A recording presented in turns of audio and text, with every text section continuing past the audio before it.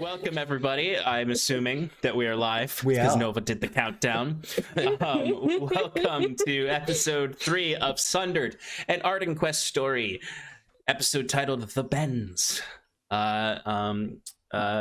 Over here at Roll for Damage. Welcome. We've already got a hype train going. We're really excited for tonight's game because we love this story. We love this game. This is a quest game for those of you who haven't watched so far. Quest is a RPG system, a tabletop system that is rules light. It's very similar to D&D, but a little bit different, a little bit more accessible, and a little bit more narrative focused, which lends itself really well to cinematic storytelling, which I love. I think the people here love too. So it's really exciting. Just as a primer, it is a D20 system. There are no modifiers. It is just 11 through 19 is a success. A 20 is a triumph. 6 through 10 is tough choice, our favorite. And a 2 through 5 is bad things happen. And a 1 is the worst thing happens. And that's the game, basically. Everyone has 10 health, but they have a series of cool abilities and action points to spend to make them stronger. And some cool items and whatnot.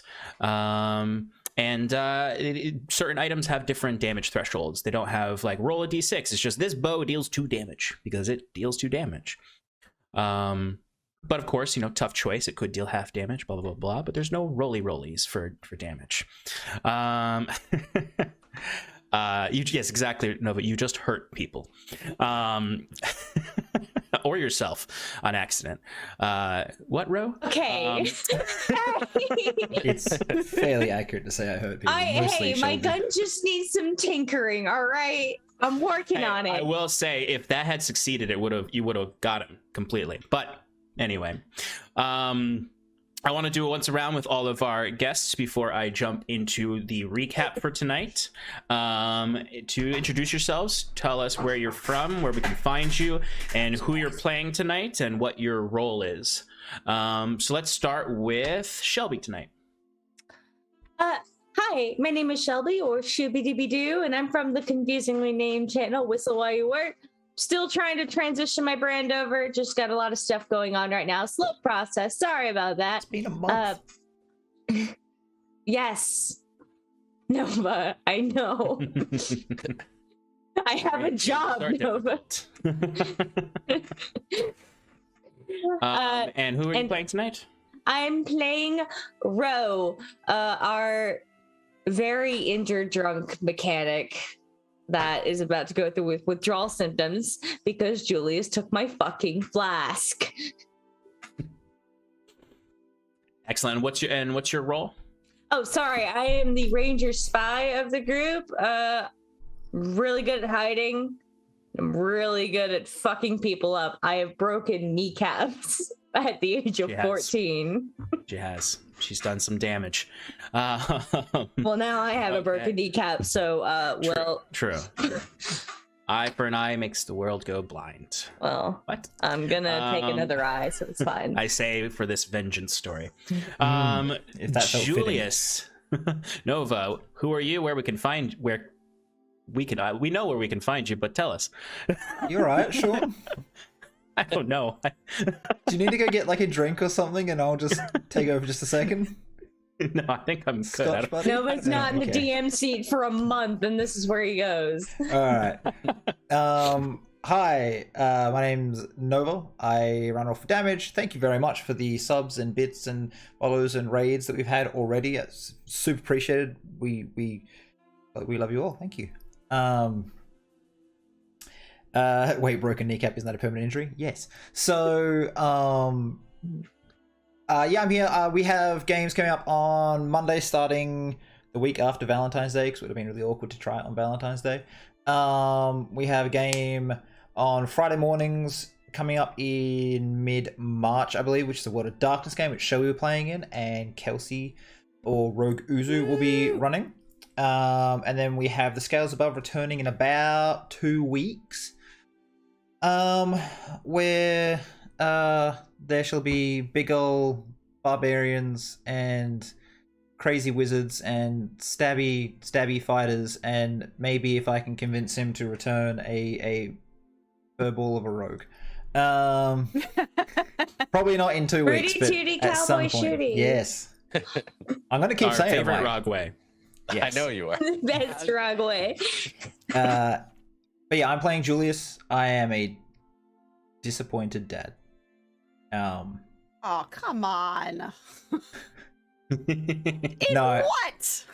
Mostly I'm disappointed in the other kids at the moment, actually. I'm All more right, worried I was about about to you. say, are we gonna get fuck we Saoirse need tonight you. going, "You're not my dad"? You're not my You- father. You'll make Julius cry, okay? Don't be mean. Challenge. Don't be mean, says Nova. Yeah, yeah, that's Yeah, right. that's Coming from you. How many of our family members have you killed? Why One of would us, you be Nova? so hurtful to such a sweet old man? Okay, I'm done with my bit. Never Sean, killed take- any of my family members. No. I mean, he's got your daughter. Don't. He's close. He's close. But all right, thank you, Nova. Shannon, who are you? That's Where can we me. find you? Sean, What are you about? I'm so surprised that you don't know where to find me, because like I see you there like all the time. I know I have terrible memory. Yeah, I know. That's why I'm your manager. Hi, everybody. Exactly. I am Shannon. I am from Paradise Productions with this goober, and we play Mondays at 7, not 5. Goodness gracious. We play 5e on Mondays at 7 p.m. Advantage in Paradise is our flagship show. We also have some video game streaming on Tuesdays. Sean, every other week, will get on and do Relaxing in Paradise. I'm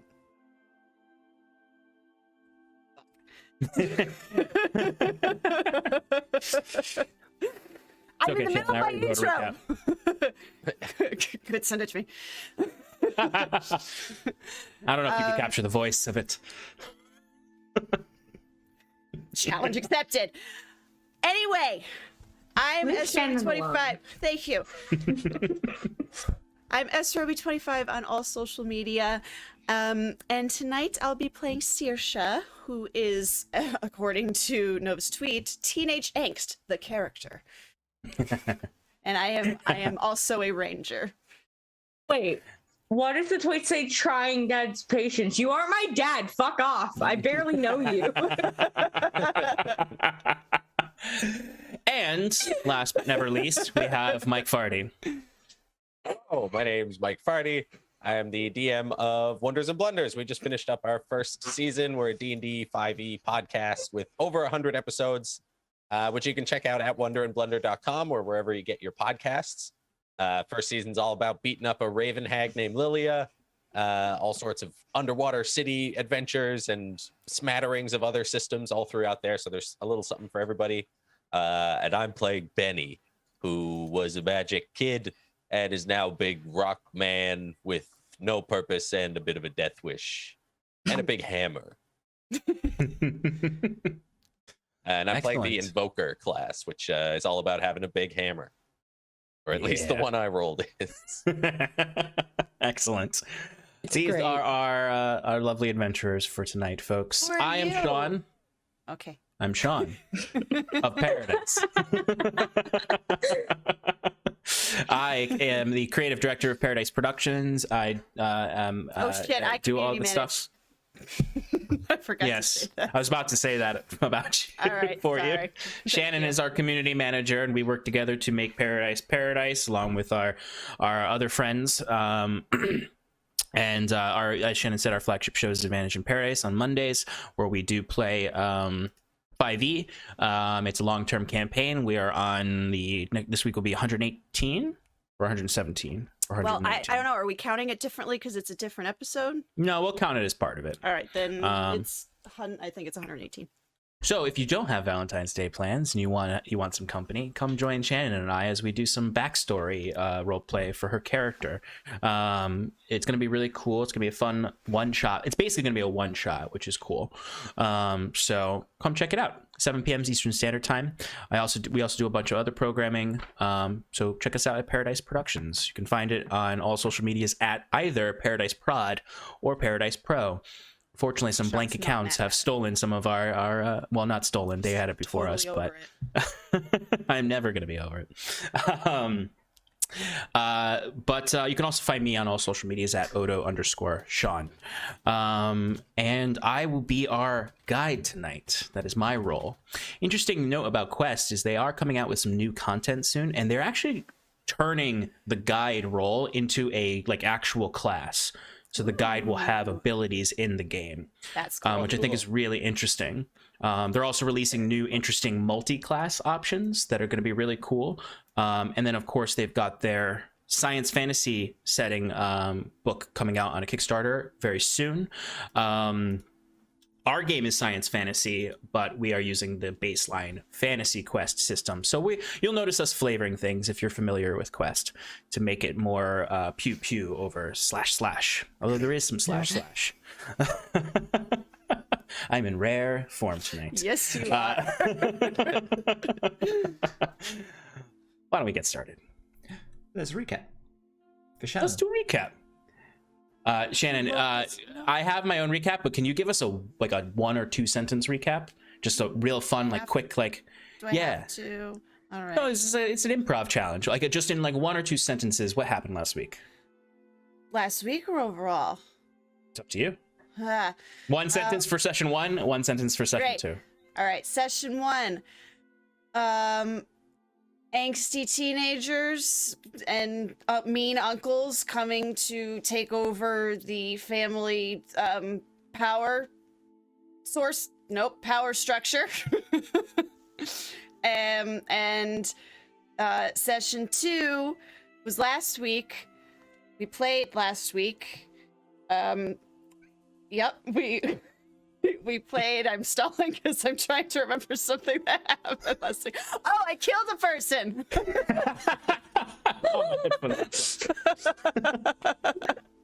You said that so enthusiastically. I can imagine you coming home to your husband one day, just like, I killed a person. Can I help Shannon out here? Saoirse killed No. someone, and we were almost killed. And I had a really That's session cool bow 2. move. I had a really cool bow move, It was nonsensical. right? Anyway.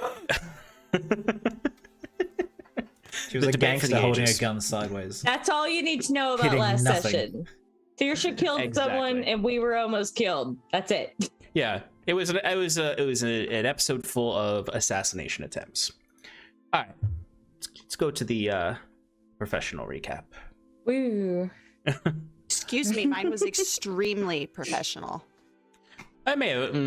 Well, we'll have to have a performance review. You still owe me 2 grades for my other recaps. That's true. Those are really good recaps. I know. 95 and a 95. All right. So, episode 1 was titled Inheritance. In session 1, we saw our seekers of fortune as they were 10 years ago in their home, the settlement of Tosca. We were shown how they lived, much like any of us, trying to please a father, experimenting with new ideas, protecting their loved ones, maybe even spinning around, hanging upside down in their own obstacle course. But at the end of the day, a bed awaited each of them with a promise of the same tomorrow, until Viren returned. How dangerous can one man be? Well, in one night, this man orphaned 3 children and shattered the life of a veteran protector. Our heroes watched tomorrow be ripped from their hands, all for Viren's dream of standing up to the capital Numenosium. Episode 2, Legacy. In Session 2, we found these misfortunate exiles struggling to piece together a life far from home in the vast city settlement of Onus. Jules and Saoirse plot their revenge on some of Viren's associates in the city. Ro and Benny's only plot is to survive another day, another hour, or Ro's next drink. A destitute lot with nothing but the past on their minds. Such musings are interrupted by a series of botched assassinations that ultimately bring the 4 back together for the first time since the night Viren returned. Perhaps, in some cases literally, even more broken now. But a new face promises them help. Orion, an assistant to one of the engineers that worked with Circe's father, Owen, on his airship schematics. We left off with the exiles recovering from their wounds in the shipping container hideout of Orion's. Now we are on episode 3, the Bends. So,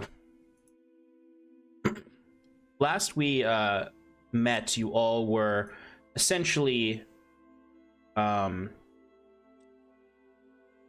it a night, getting some rest before the next day to become well rested so you can recover from your wounds, be at least somewhat ready to take on the next day.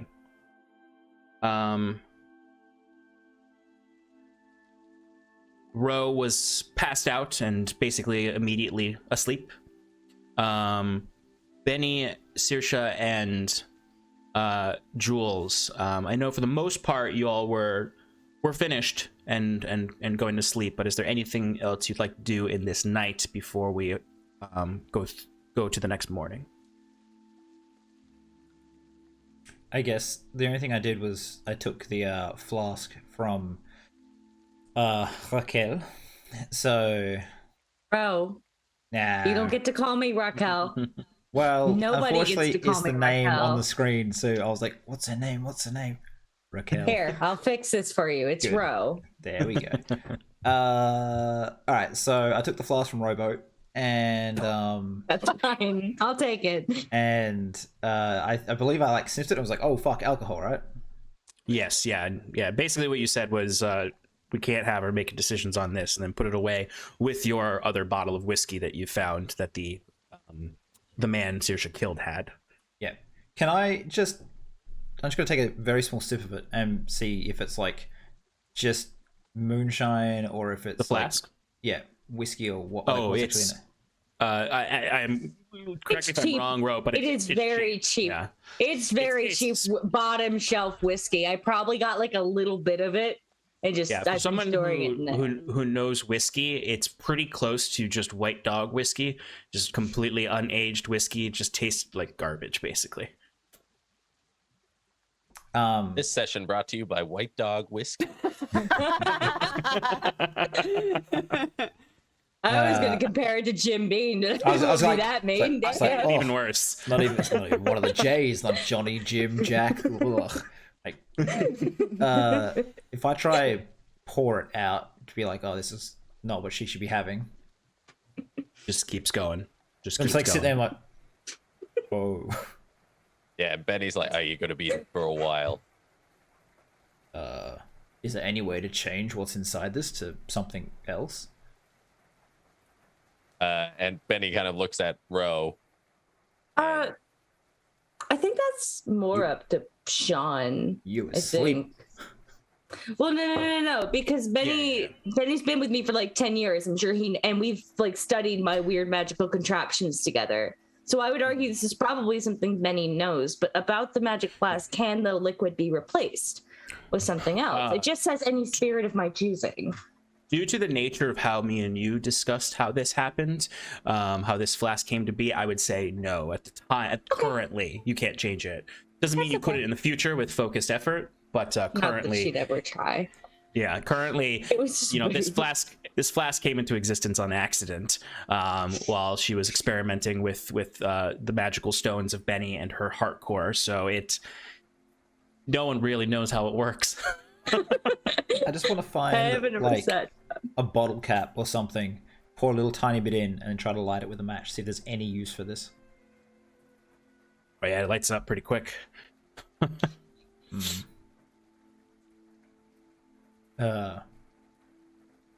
Biggin, how long has she been drinking from this? In like hours or years? Or... I feel like that answers my question. Is she always drunk? Or asleep. I would say most of the time the buzz lasts through the night, though. Are you not worried for her? Yeah, I am. But when she wakes up, you're going to see how much luck you have holding on to that flask. and you're going to understand why I don't have it. Right. We don't need someone whose judgment is impaired by poison coming along with us. We need to get her clean. At least a little bit. She focuses up when she needs to. It's all the Yeah. in-betweens that she needs to dull. Is that why she's unconscious and injured? No, that was the 2 assassins who blew up our house. Right. Why have you got assassins coming after you? I mean, don't you? Here, princess. You wanna come over here and join the conversation, or are you just gonna sulk in the corner some more? Without saying anything, I'll just kind of get up, and I'm just like holding the bow, and I'll plop down next to you and just put my head on your shoulder. I'll just sort of like put an arm around you, rub your shoulder for a second, and then just like let you sit there and go back to talking to Benny. We've been hidden. No one's known where we are. We've kept our heads down. What have you done that's attracted attention? And Benny just kind of holds his arms out and does a little spin. All right, I'm just that's fair. alive still. Did you try to hide it all, or are you just walking around with a big hammer everywhere? Well, if I don't have the big hammer everywhere and somebody finds me. Yeah, look, I sure. Fine. I mean, look, I teach them, or I try anytime somebody finds me. I try to teach them that they don't want to try to find me, but the message hasn't quite stuck yet.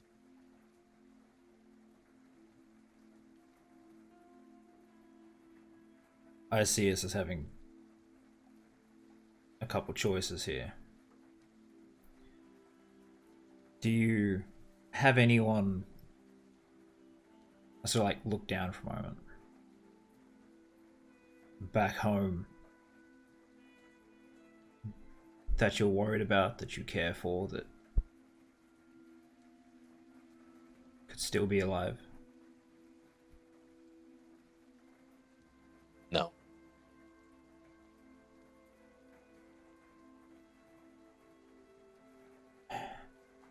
But if you're going back, that doesn't mean I don't want in.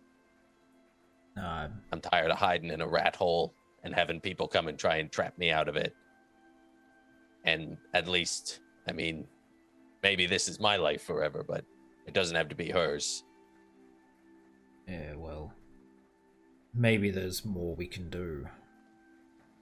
I know. I sort of like move my head slightly to the side, indicating Tisha. I know that she wants to kill her uncle, but one stranger's death has affected her this much, and it's going to weigh on her forever. And I don't want her to have any more. Is it worth us going to Numenausium, letting them know that some of their tech's getting out, that there's people taking over towns and causing problems? I mean, they must know the Ark's been replaced by now, but they might not know quite how. Depends if we want vengeance or justice. I'm hoping that maybe, as much as I dislike being under their thumb, that at least they'll be a bit more careful with their weapons, allowing scum to get them.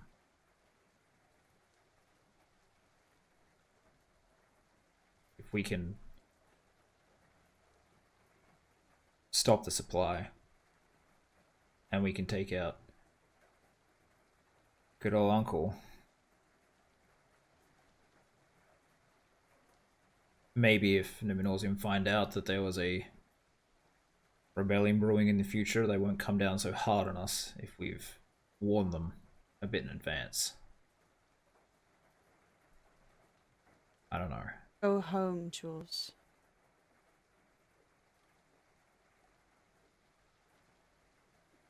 Want to go home? He doesn't belong there. I want him out. We'll get him out. Promise. It's what you want. What we'll do. But if word of all Viren wanted to do was throw off the yoke of Numenosium, and if they find out, they'll burn our home to the ground. There won't be a home to go back to. Isn't that more reason we should go now and take care of it? Before they find out? Do you know how many people there are in league with Viren?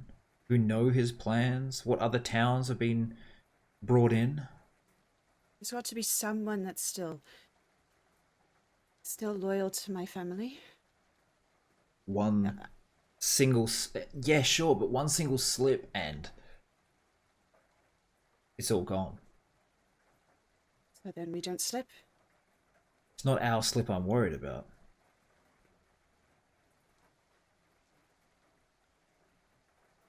A bunch of idiots from the Wastes taken over town. And as far as I know, they're on their way to burning down, or trying to burn down Numenosium. And right now, they won't. They can't. You've seen the technology they have. Our best bet is to make a home somewhere else. This constant escalation everyone wants is not the answer.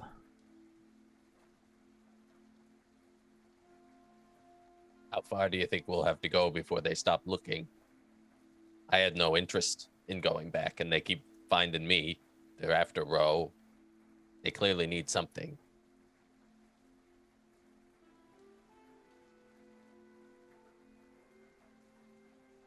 If we go in and cut the head off the snake in Tosca, and then we leave, find a new home elsewhere, away from everything, hopefully we won't be looked for.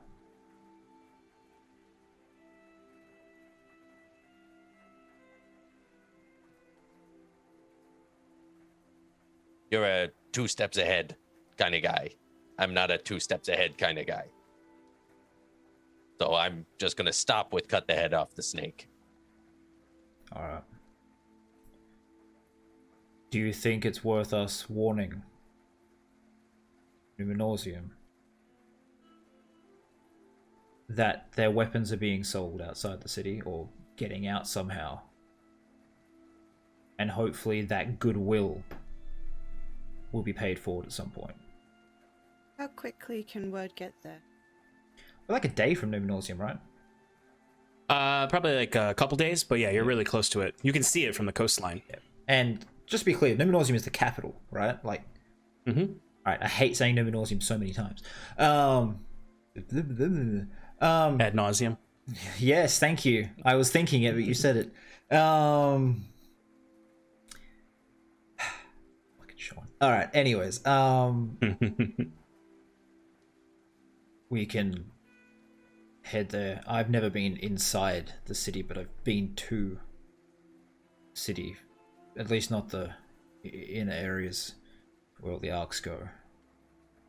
I don't think we'll get a proper greeting and audience, but we might be able to get word that we were attacked by someone with weapons that I had seen other guards wielding in my visits earlier. And they need to be careful We don't need to say that it's from Tosca or any of that. We just are warning them. What do you think they'll do? Hopefully crack down on letting the weapons out so that should we fail to take down Viren, at least not so many people going to be harmed by his weaponry.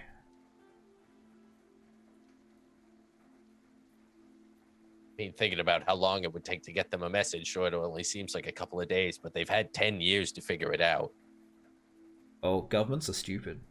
Like, it's just, there's cogs that need to turn and things that need to happen. Even if we tell them a couple of days, it'll still be months before it's properly cracked down, but if we don't, it could be years.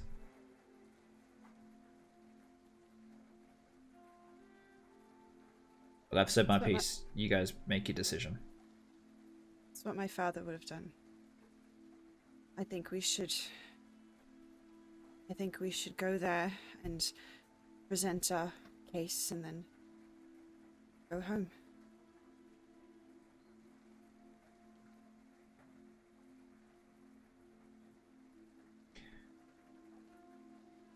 I mean, you've gotten this far. You think it'll help? Just call me when a snake needs squishing, I guess. Well, we're gonna need someone to carry Ro if you're coming with us. And, you know, an extra bodyguard on the way might not be bad. Jules, do you think the Lachlan name will mean anything when we go there? Should do. So I'll probably know there's still a arc named Lachlan in Tosca. There could be a whole lot of things associated with it though, so let's keep it quiet till we find out the situation.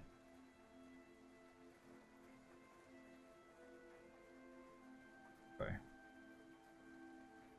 And then I'll go sit in the corner and start cleaning my gear, and also apologize to DM that I didn't discuss this with you beforehand. I literally had the idea of going to Numenausium as we started. Sorry, buddy. I'm gonna hide now. No problem. Okay. All right, so you all go to sleep. All right. Let me just look at my notes. I'm so sorry, Sean. Just realized I didn't have dice in front of me. I need to fix that. There we go. All right, so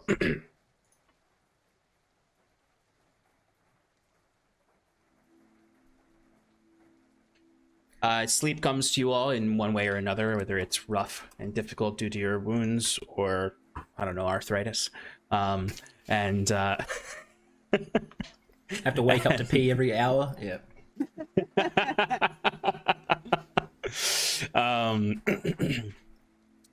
In the middle of the night, though, all of you stay fairly well rested.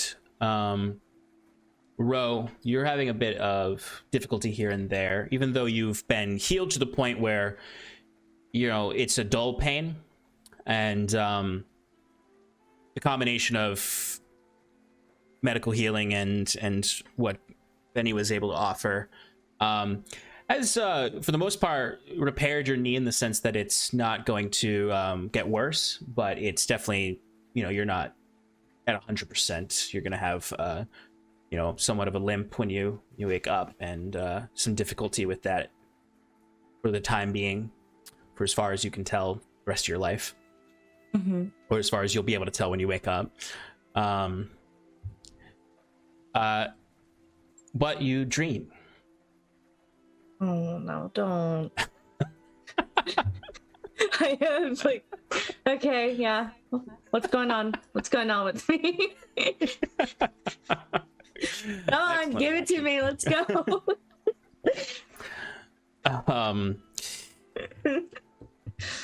There's within the techno magic hidey hole in your boot, where your gun is, your hardcore firearm. beyond the vision of everyone else, that amber gem starts to glow and pulse, and there's almost like a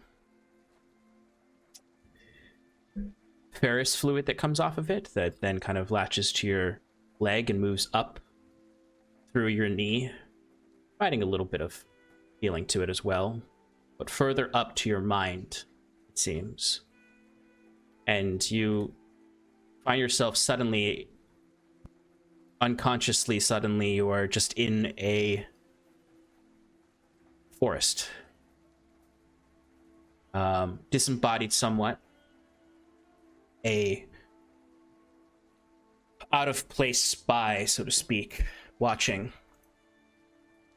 As you can see a creature wounded in the forest. It's something you've never seen before. It looks almost like, the best way I could put it is, if you crossed a it's kind of like, okay, this is a good comparison. You know Obi-Wan Kenobi's mount in Star Wars? It looks like a large gecko lizard like creature. Okay. It has a and it is somewhat wounded. It's very beautiful.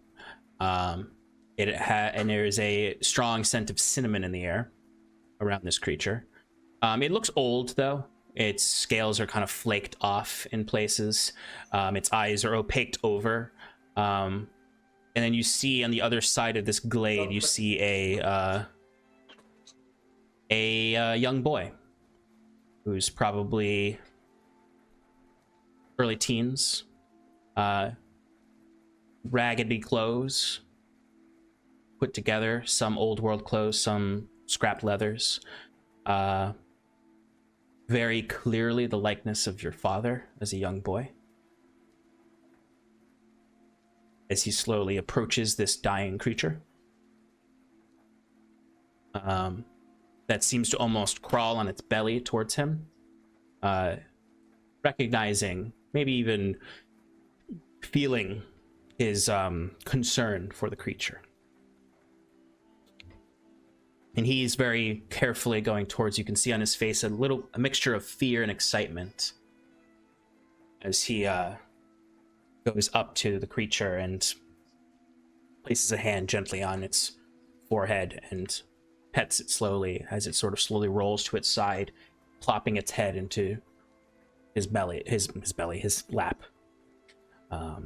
The head is big for how young he is. He's a small boy. Your father was always a little bit smaller than the other men. And it's got that big kind of heart-shaped head, like Toothless in How to Train Your Dragon. Oh, he's got like a what the heck? A pit bull head, just a big box.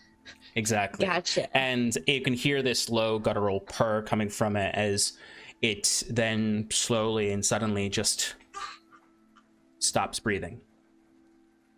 And slowly starts to, where the flecks of scale are coming off, they come off like cinders as it slowly evaporates away in the hands of your father. And what's left in his hands is the heart core. It's the story he told you before he took you on the journey of how he found this. You see him gazing at it as it glows in his face. And then suddenly you hear a booming voice from somewhere far away calling for Aiden as he closes his hand around it and hides it and rushes off as Jules was forced to recover him, as he always had to do when he wandered off. And you watch this as a incorporeal watcher, incapable of reaching out, incapable of interacting. And it feels like you're being shown this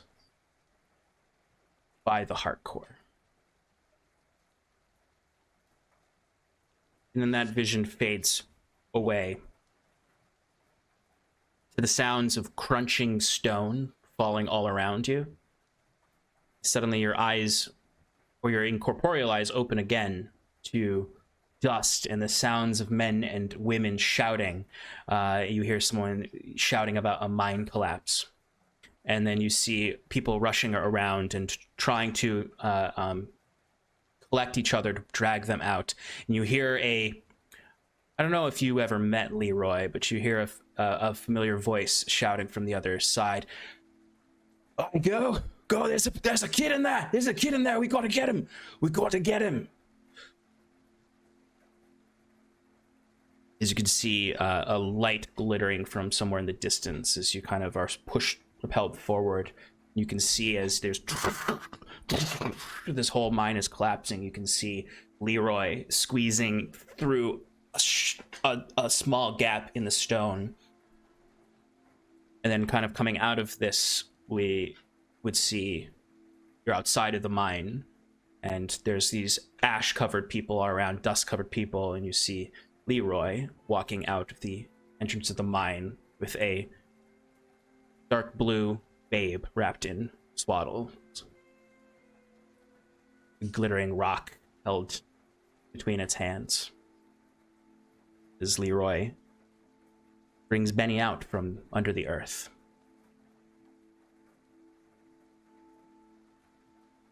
This then fades away again, as suddenly you can see all around you fire burning all about.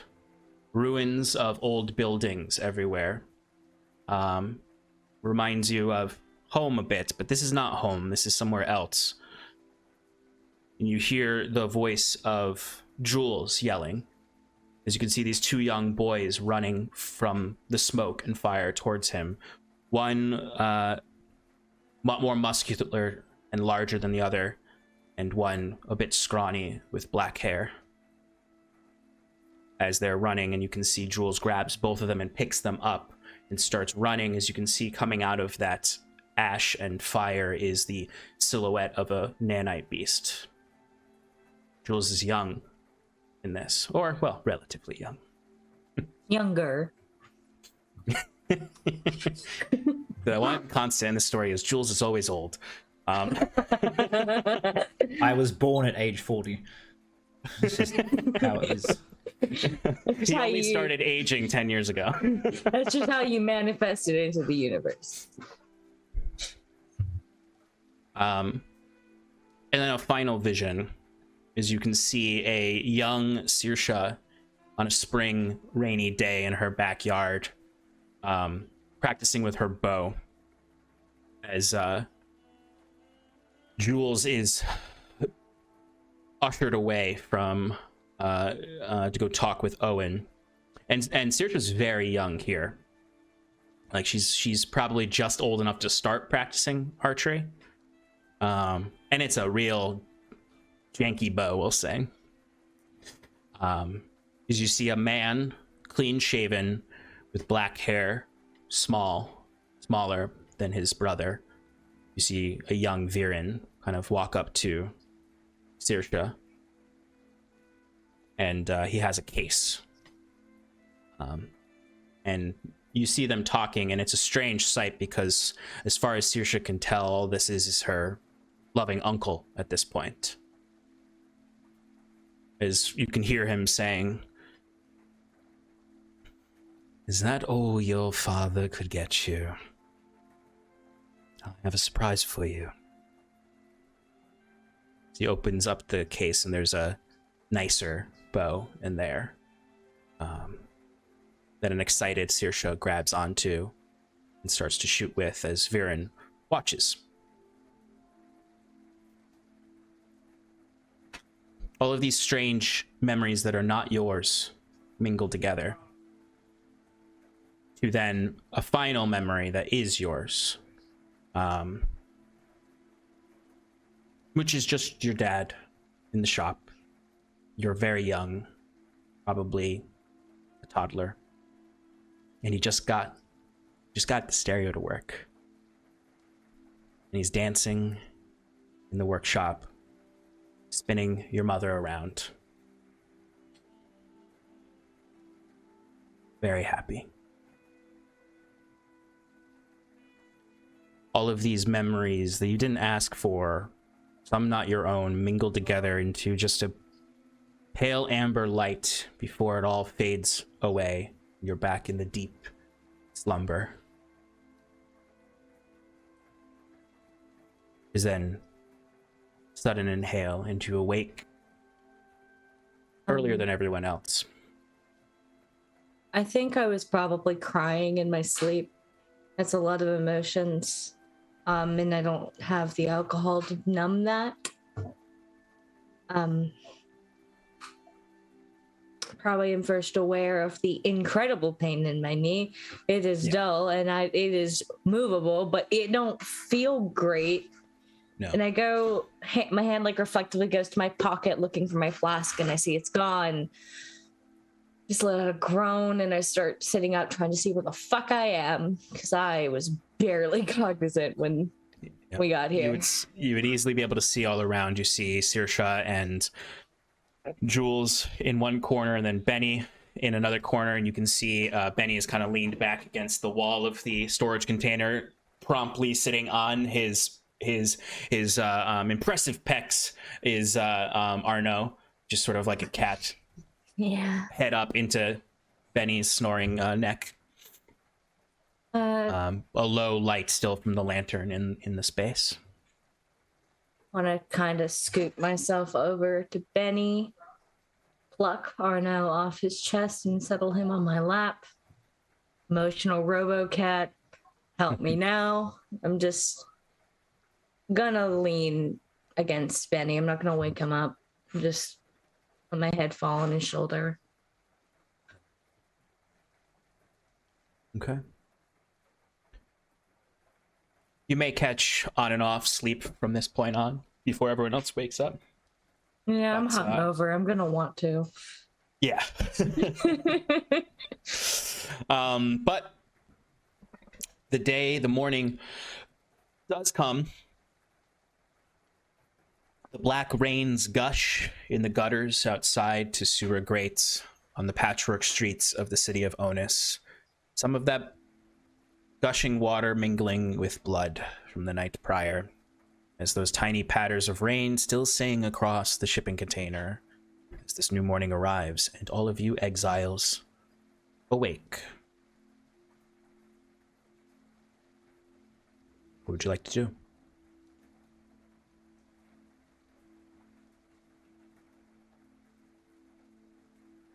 Thing. I'm probably already awake and just kind of letting Saoirse sleep if she's still resting on me. Who wakes up next? Probably Ro. I don't know if you tried to sleep with a hangover, but it ain't fun, and you don't get a lot of it in between. So I'll just sit there. Yeah, and Ro would definitely be the next one. How are you feeling? Like trying to like project a whisper that leave Saoirse asleep. trash, absolute trash. Yeah, you're probably gonna feel like that for a couple days. Yeah, I dropped my fucking flask out there like an idiot. I just kind of like lean down, put a hand through my hair, got my head in my hands, just trying to block out any light possible from my eyes. Benny, are you awake? I feel like Benny is very difficult to wake up. Okay. Because like, Yeah, that tracks. I kind of look at Benny to see if he's asleep. Like, yeah, we checked you over. You didn't have anything on you when we brought you in. Oh, fuck. And I immediately go checking my boot. Just check the little pocket, see that it's there, breathe a sigh of relief, and just kind of like... Okay. Do I notice this? Can I like Absolutely. I'm sloppily doing this. All right. Yeah, there's no hiding that really. What? No, we are in a shipping container. These are tiny. What were you concerned about? The only things I've got that protects me and Benny. Do you mind if I see?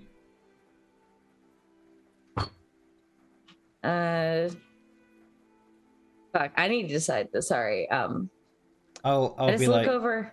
because you're a like engineer tinker, right?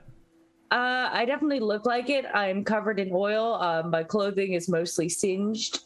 Okay. Yeah. If you knew my dad, I definitely look like he did when he was in like the deepest of his his experimental tech. All right. I will try to like ease Saoirse down and make sure there's something under her head as a pillow. Yep, I imagine that's how it goes. And then I'll go sit by Ro and just be like, how about we just do a brief trade of things, not to keep, just to inspect.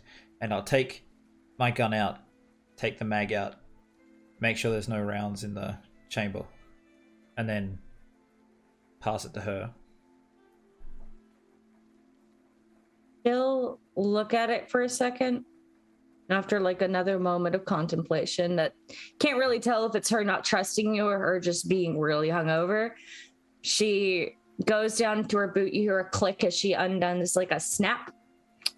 And she pulls out what looks like a firearm, but clearly worked on in some way. Chamber is a little bigger than it should be, and there is a faint smell of something warm and spicy. Cinnamon? Fireball for you, I guess. Yeah. That's what should have been in my flask, damn it. I forgot to mention this, but Saoirse and Jules. Saoirse, you were dreaming that scene that Rose saw. And Jules, you were dreaming the scene that she saw of you.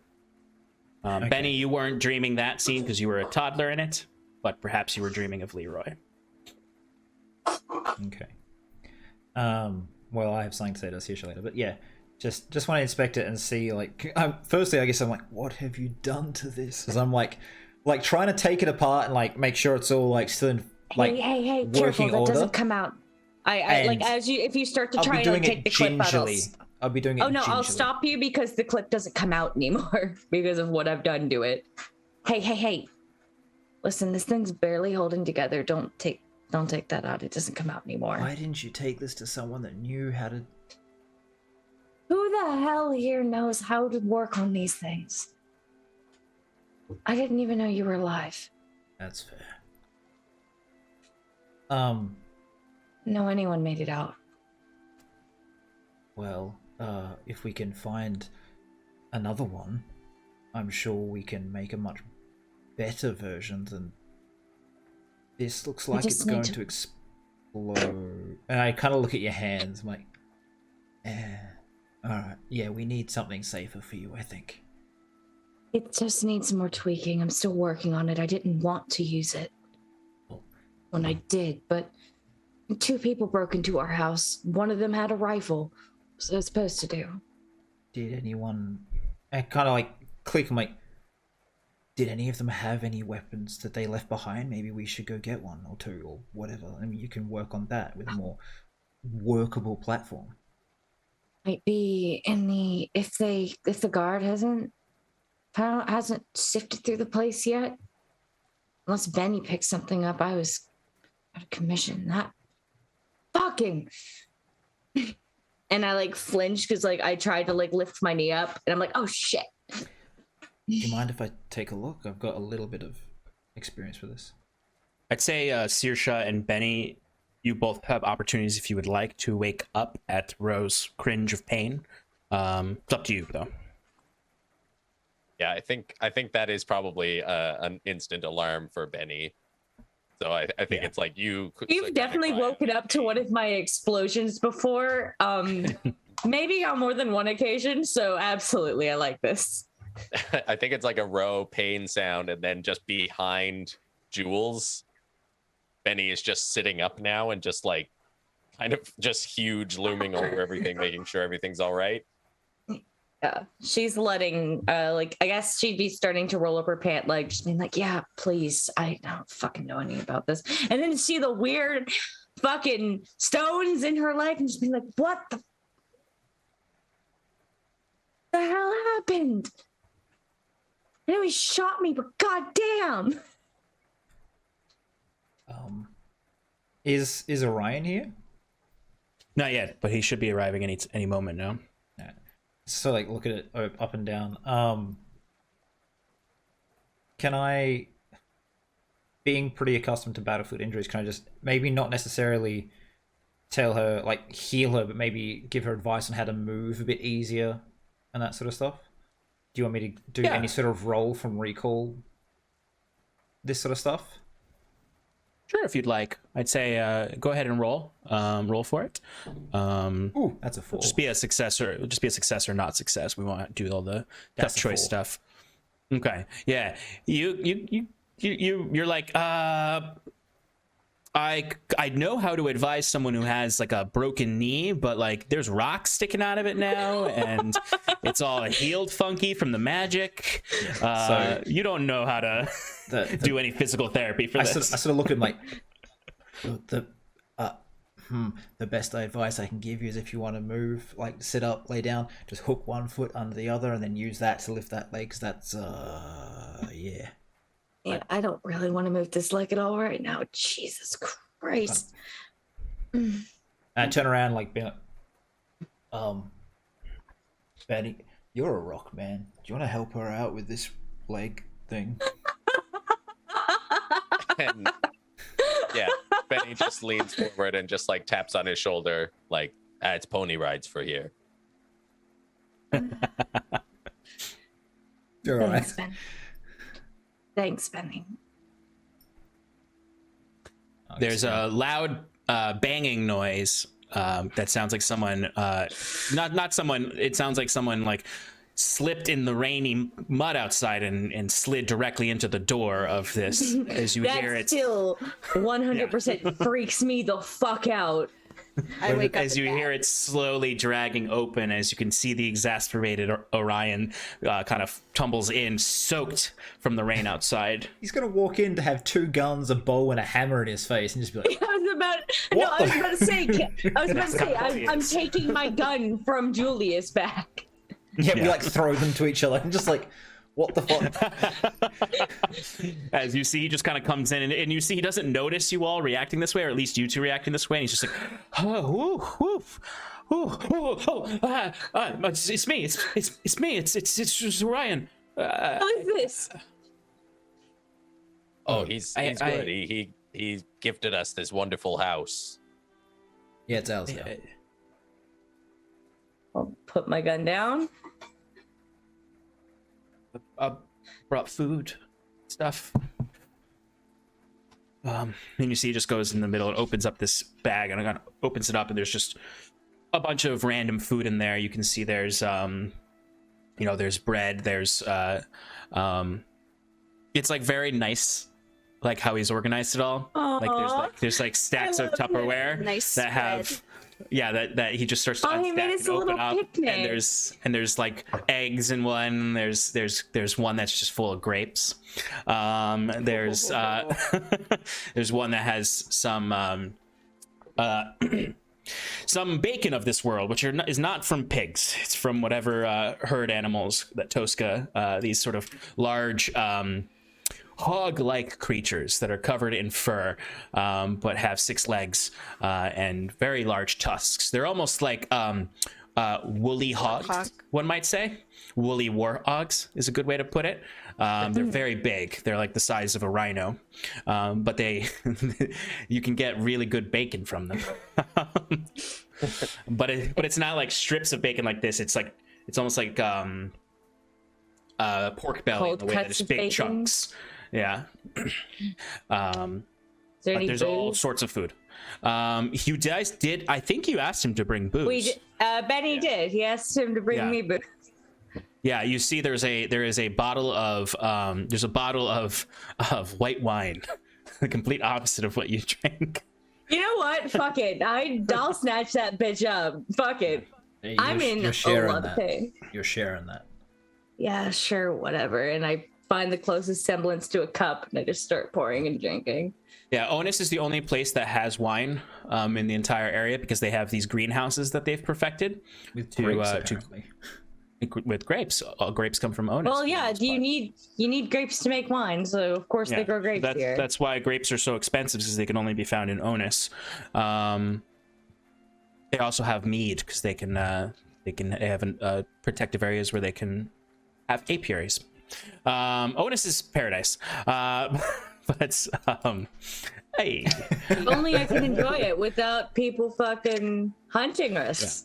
That'd be awesome. oh, and this is trash paradise because it's still a trash place. So. If she What? takes a cup, like I said, I'll just pour one out for each of us so that she's not like with the pure intention, so that she's not going to sit there and down a bottle of wine herself. And then Yeah, I'll just no, that's keep valid. the wine next to me. Absolutely valid. No, but she does down that wine very quickly. So, eat as much as you want. This is from Dr. Kellen in Kellen's place. I saw what I could maybe get you last night, and I think I can get you over to Dr. Kellen's facility, where if there's something there, things there that can be helpful, you can take them for the journey back to Tosca. Wait, we're going fucking where? Benny, where the fuck are we going? Benny just has this kind of like soft smile on his face, and he's very gingerly picking up the little Tupperware full of grapes and reaches into like a breast pocket and takes out a little tiny fork, like a two-pronged fork, and is just like stabbing them individually because they just cannot fit between his fingers. And he's like, "Oh yeah, we're cutting the head off the snake." Hey, I'm sorry, what? There's other things too, but I lost the details. I look at Julius and Zisha. Sorry, fucking what? We're going to, I think the plan we settled on last night is that we're going to Numenosium just to warn them that their technology is being used without their permission, and then home to Tosca to deal with the snake. Can I go back there? Are you insane? It's home, Ro. And Viren doesn't belong there. I don't care if he's part of my family. He crossed his name off the family tree the day he killed my father and my mother.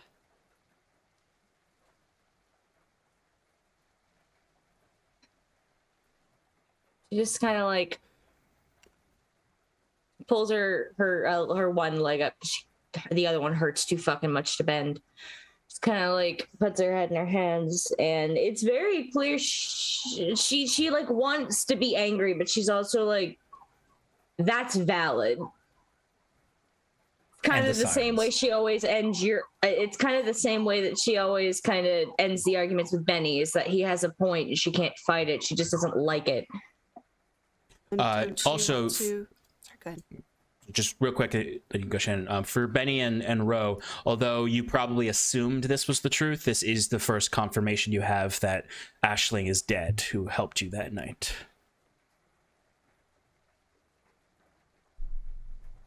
Don't you want any sort of justice for your father?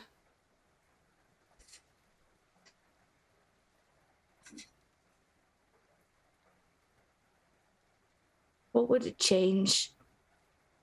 Would give you closure. That's all I want. I don't want him to get away with it. Even though he has for 10 years.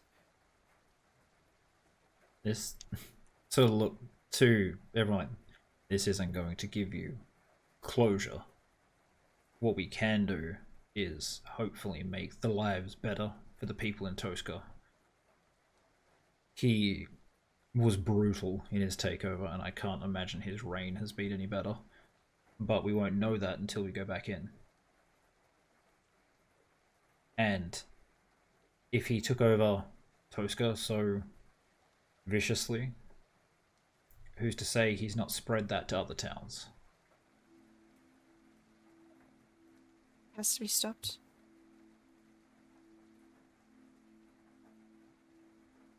So when do we leave?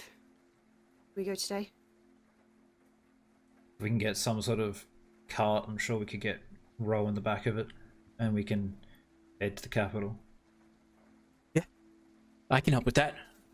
We've got stuff like that over at Dr. Kellen's lab. If we can get over there, you can grab some goods, some supplies, whatever you need. I mean, if we're gonna hopefully rescue her, she's gonna not mind. How how picked over was me and Benny's home? I mean, I imagine the security forces picked it over good. I mean, There's a chance of getting my tool bag back from there. I'm gonna need it to fix Benny's weapon. It needs to be maintained. He's pretty rough on it. How about this? They're probably there right now, and they're not gonna like a couple of civilians walking in who look really suspicious, who have things like that, or whatever you pointed at me. But I can get through. I can get through, and I can get whatever you need from there if it's still there. And I can tell you how to get to Dr. Kellen's lab, and I can meet you there. Sorry, what was her name? Dr. Kellen. Kellen. Okay. Do I recognize the name Kellen at all? I was unconscious when she was spoken about, so I didn't get to ask. Yeah. That's a good question, actually. I'm gonna ask for a D20 roll. It's just gonna be a success or failure. It's not gonna be a tough choice situation. 14? Yeah. Your father, when maybe he thought you weren't listening, would talk to himself a lot when he was doing experiments. But one night you caught him talking as if he was in a conversation with someone else. And you noticed a little something in his ear. And he was you didn't get the details, but he was talking to someone named Kellen. And he kept saying Kellen. He kept saying, let me get her first name for you. But yeah, while I'm getting that, yes, you've heard of you don't know any details, but you know your father knew Dr. Kellen. Who's Dr. Kellen? Dr. Kellen, brilliant mind. Worked with the best of the best. She was working with your fathers. And he looks to you and Saoirse. I heard him say that name once. Her name is Sarah Kellen. I didn't know how much you knew. I know you were just children. I don't know much. I know he was one day talking to someone named Sarah Kellen, but she wasn't there, and he had something weird in his ear. She was younger then. She was still apprenticed to Dr. Sev Oldwin. They worked in the project together.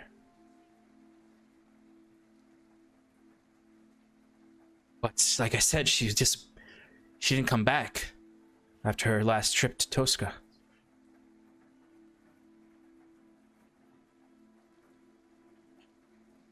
I didn't know what to do, so she had me watching all of you.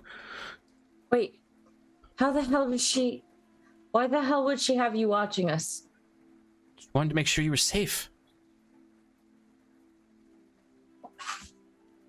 When she didn't come back, and then I noticed there were people watching you all, I didn't know what to do because I'm just me. I have some fighting skills, but I'm just a junior cadet, and I'm more interested in science. Makes two of us. I fucking can't out for this. I can't fucking go back to Tosca. What am I gonna do? Look what happened the one time I fought. Where else would you go? Anywhere but there. Seems like I've been managing here. Maybe not fine, but I'm surviving. Yeah, I was gonna say looking at your knee. Yeah, you were managing till Assassins came. If you want that sort of crap to stop, we're gonna have to do something. How can you just sit by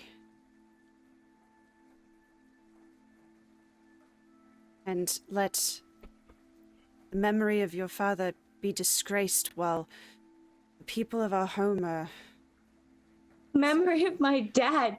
I can't think about that town without seeing my dad dead on the floor of my shop because your mom took us to go get him because I was worried about him.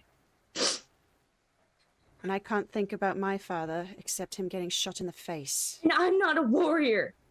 I never was. I didn't have years of archery training. I didn't always want to go sword fighting. What do you You've want? known... No. Assassins came last night. Security forces are out looking. We don't have time for a breakdown.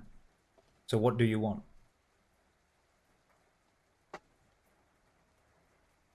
Cutting off the head of this fucking snake is what's gonna make it stop. And fine.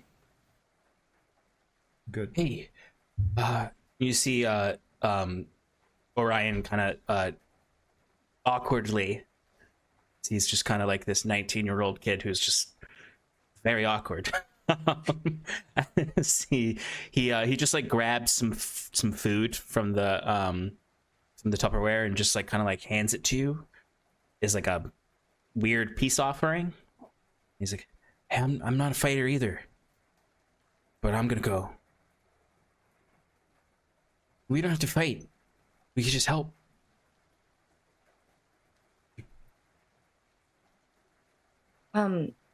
I look over at Benny. You're really set on this, aren't you? We're not living, Ro. We're just hiding and surviving, and it's not the same. I messed up. And I did nothing before. And because of that, all of us are suffering. I have to fix that, or at least be part of fixing it. I can't freeze up and run again.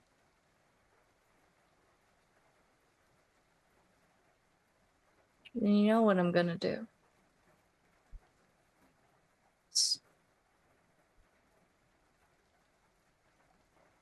I'm not letting you go by yourself. You're gonna get yourself killed. You're gonna end That's up right. breaking that hammer because you twisted the wrong way. Yeah, I mean, obviously, I would die immediately if you didn't come, so I was really banking on you coming and kind of like stretching and getting up. She's gonna like. I think you might get like a not a joyful laugh because she laughs a little bit. It's dry and kind of like, yeah, we're gonna fucking die. Yeah. You know what? Fuck it. Got nothing left to lose. That's the spirit. You can see Benny is like kind of trying to hide it a little bit, but he's trying to straighten the fork, which while everyone was talking, he had bent and twisted in his hands, just kind of like casually rolling it up anxiously. Say we don't notice that he's fixing the fork. Oh, You probably notice it, but he's do. trying to just hide it. Trying to hide it, yeah. He said it's a tiny fork, but I imagine for him it's still like a normal sized fork. So it's just him just like with a piece of metal between his fingers, just rolling it, and everyone's just like, yes, Benny. What the fuck? I imagine it's like one of those really like small salad forks. Yeah. Or is it more like, you know, the big like prong meat thing you use for him? And he's just like crush, roll. Now I have a metal ball. Can I? Let me help. You got to twist it that way, and I want to start like helping you straighten it like that way. Yeah, come on. Yeah, twist that way. There you go. All right. And the fork is back to its original form, but there are still kind of the impressions of the damage to it. But it is back to its whole self, a lot like all of you. Orion, are you able to get some tools and weapons for us? I don't know about. I can try to get some weapons. I definitely can get you tools. You're a Dr. Kellen scientist, has right? stuff in her. Yeah. Well, maybe I have an idea of how you could help us. Anything. You said you need tools, Ro. So he can fetch you your tools. He can fetch us a cart. I draw my sidearm, like, can you see if you can find another of these for Ro to work on or use as a guide? It'd be risky, but I can try. Now the hard part. Are you able to find or manufacture ammunition? It's tight. It's very hard to find. The forces keep it pretty locked down. I might be able to get a little bit. We can get John, I have a question. I'm so sorry. Sure. Because I had 10 years to build my gun. Mm-hmm. And I imagine I probably tried to get it in working order before I was like hardcore plus firearm. I want to know if I ever would have tried my hand at making ammunition, and maybe that's where like one of the giant scars on my arm came from like an accident. I would say when you were able to scrape together enough money from your side jobs, you may have been able to afford some of the components to make ammunition, because they're very, very expensive. So you would have had to save up a lot of money. And I would have said, yeah, I would say that makes sense. It was absolutely a failed experiment. It blew up in my face, but I at least tried. Yeah. So hearing Julius say that, I want to pipe up. Didn't go very well the first time I tried. I'm willing to try again. You're doing it with no knowledge before. But if you can get expended shell casings, powder, we might actually be able to do this. I was kind of just going off the chamber. But if I can actually get, it doesn't even have to be a full one. If you, like he said, if you can get me a spent shell, I can probably figure it out. My thought was mostly to have him craft them while we went to the capital. But maybe you, Benny, and he stay here, make everything we need. Benny can keep you safe, and take Benny Sue with and I you. head off to town. Take Benny with you. Please. Benny, it's your choice. Uh-oh. Just looks at Ro. I know you want to I know you want to bash a few heads in if you can. Besides, they need extra protection. You know that there's scary shit out there. And then kind of like looking at Orion. I'll spiff up your hammer before you go. If assassins come again, they might need you here as well. Or do you want to see the capital? It's your choice. I'll go. Okay.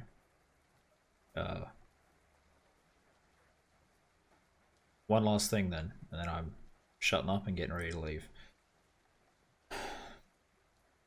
The Ark of Tosca, how is he viewed by the people here?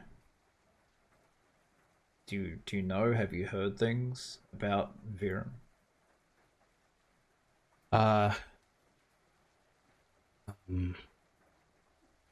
All the rumors say is that whenever there's something bad that comes into town, somebody gets a hold of a firearm or something, it all comes from Tosca. Right. I mean, Sarah as Kellen didn't like him. I don't know too much else. I think people don't really know what's going on over there.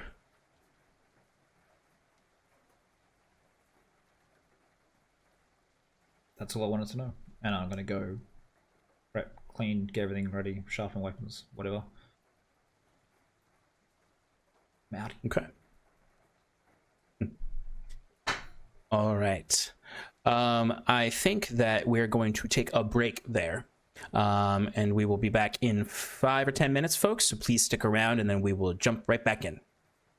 Yeah. Everyone wave goodbye. Shannon, wave goodbye. Well, Shannon. From afar. All right, let's go back. Are we back? Hello, everybody. Wait, how? No, he wasn't. It wasn't. I doing was that. trying to get a rise out of you and Shannon, and I couldn't, alright? It wasn't working. You just freaked me out, and the thing I was fucking chewing on You're camera. good. You You're dick. good. You're good. All right, folks. Welcome back to Sundered, an Arden Quest story. I hit my microphone. Yeah, you did. And then I got worried that my recording wasn't going, but it's going, so we're good. Mine stopped. Whoops. Well, let's not think about that right now. Welcome back to Sundered, everybody, an Arden Quest story. Our destitute exiles have concocted a plan to split up again, and half of them are going to go to Numenosium, the capital of this world, a foreboding fortress amongst the even more foreboding mists that no one's allowed inside of, except for arcs. And while Ro stays behind with Orion to try to craft ammunition, and also, Orion's going to try to find a firearm for her to even use that ammunition with, because her gun does not work anymore that way. And any other tinkering that that she can do. This is going to be, generally speaking, probably going to be a 2 to 3 day journey there, 2 to 3 day journey back. So Ro, you're going to have a week to try to do this, unless there's complications there, which are possible. There could be complications, both in Orion's acquisition of a firearm and in your creation of ammunition for it. Okay, so our 3 champions going out into the wastes. 1 second.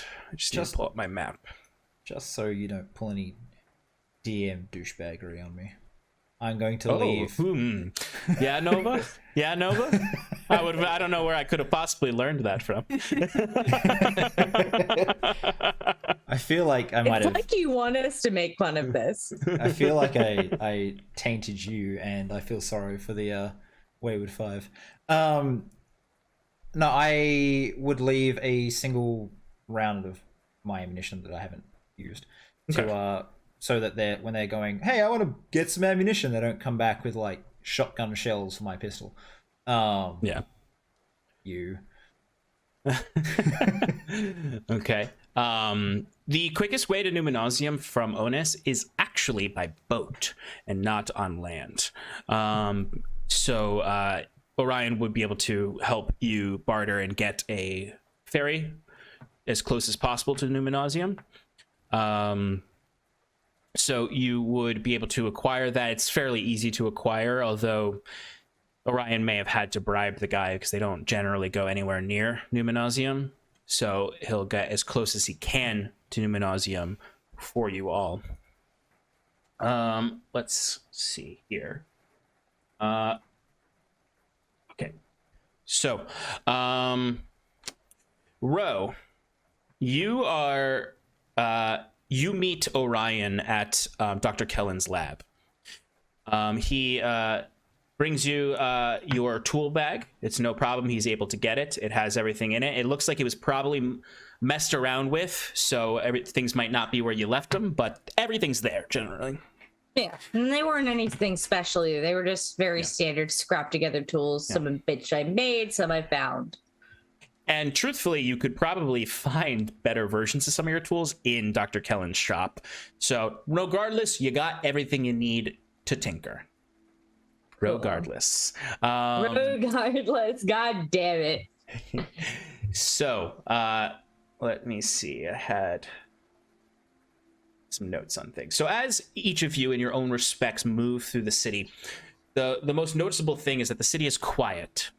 Much quieter than the day prior, where there was that festival. People were outside, people were excited, they didn't care that it was raining black rain all over them. But now it's quiet, save for the gushing of that black rain and the noise of patrolling security forces investigating disturbances from the evening prior. You cross several steamy greenhouses where you can peek inside if you're curious to see the menagerie of plant life that you would be completely unfamiliar with for the most part, save other times you've snuck a gander into these greenhouses. The sounds of bees inside buzzing.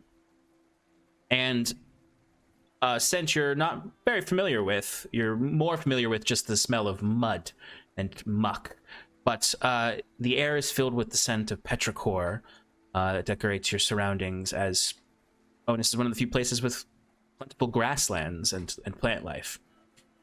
But in your own respects, you get to your locations. Ro, you get to Dr. Kellen's lab, and it's magnificent. It's it's clean. The tools are well kept and polished and not rusty or broken or held together precariously. There is ample samples of things. You look outside and there's this field out there that has these not in use because of the clouds still don't make them that viable, but this field of solar panels that you've heard Onus has throughout, but haven't really quite seen them. But it's a temple to science, basically.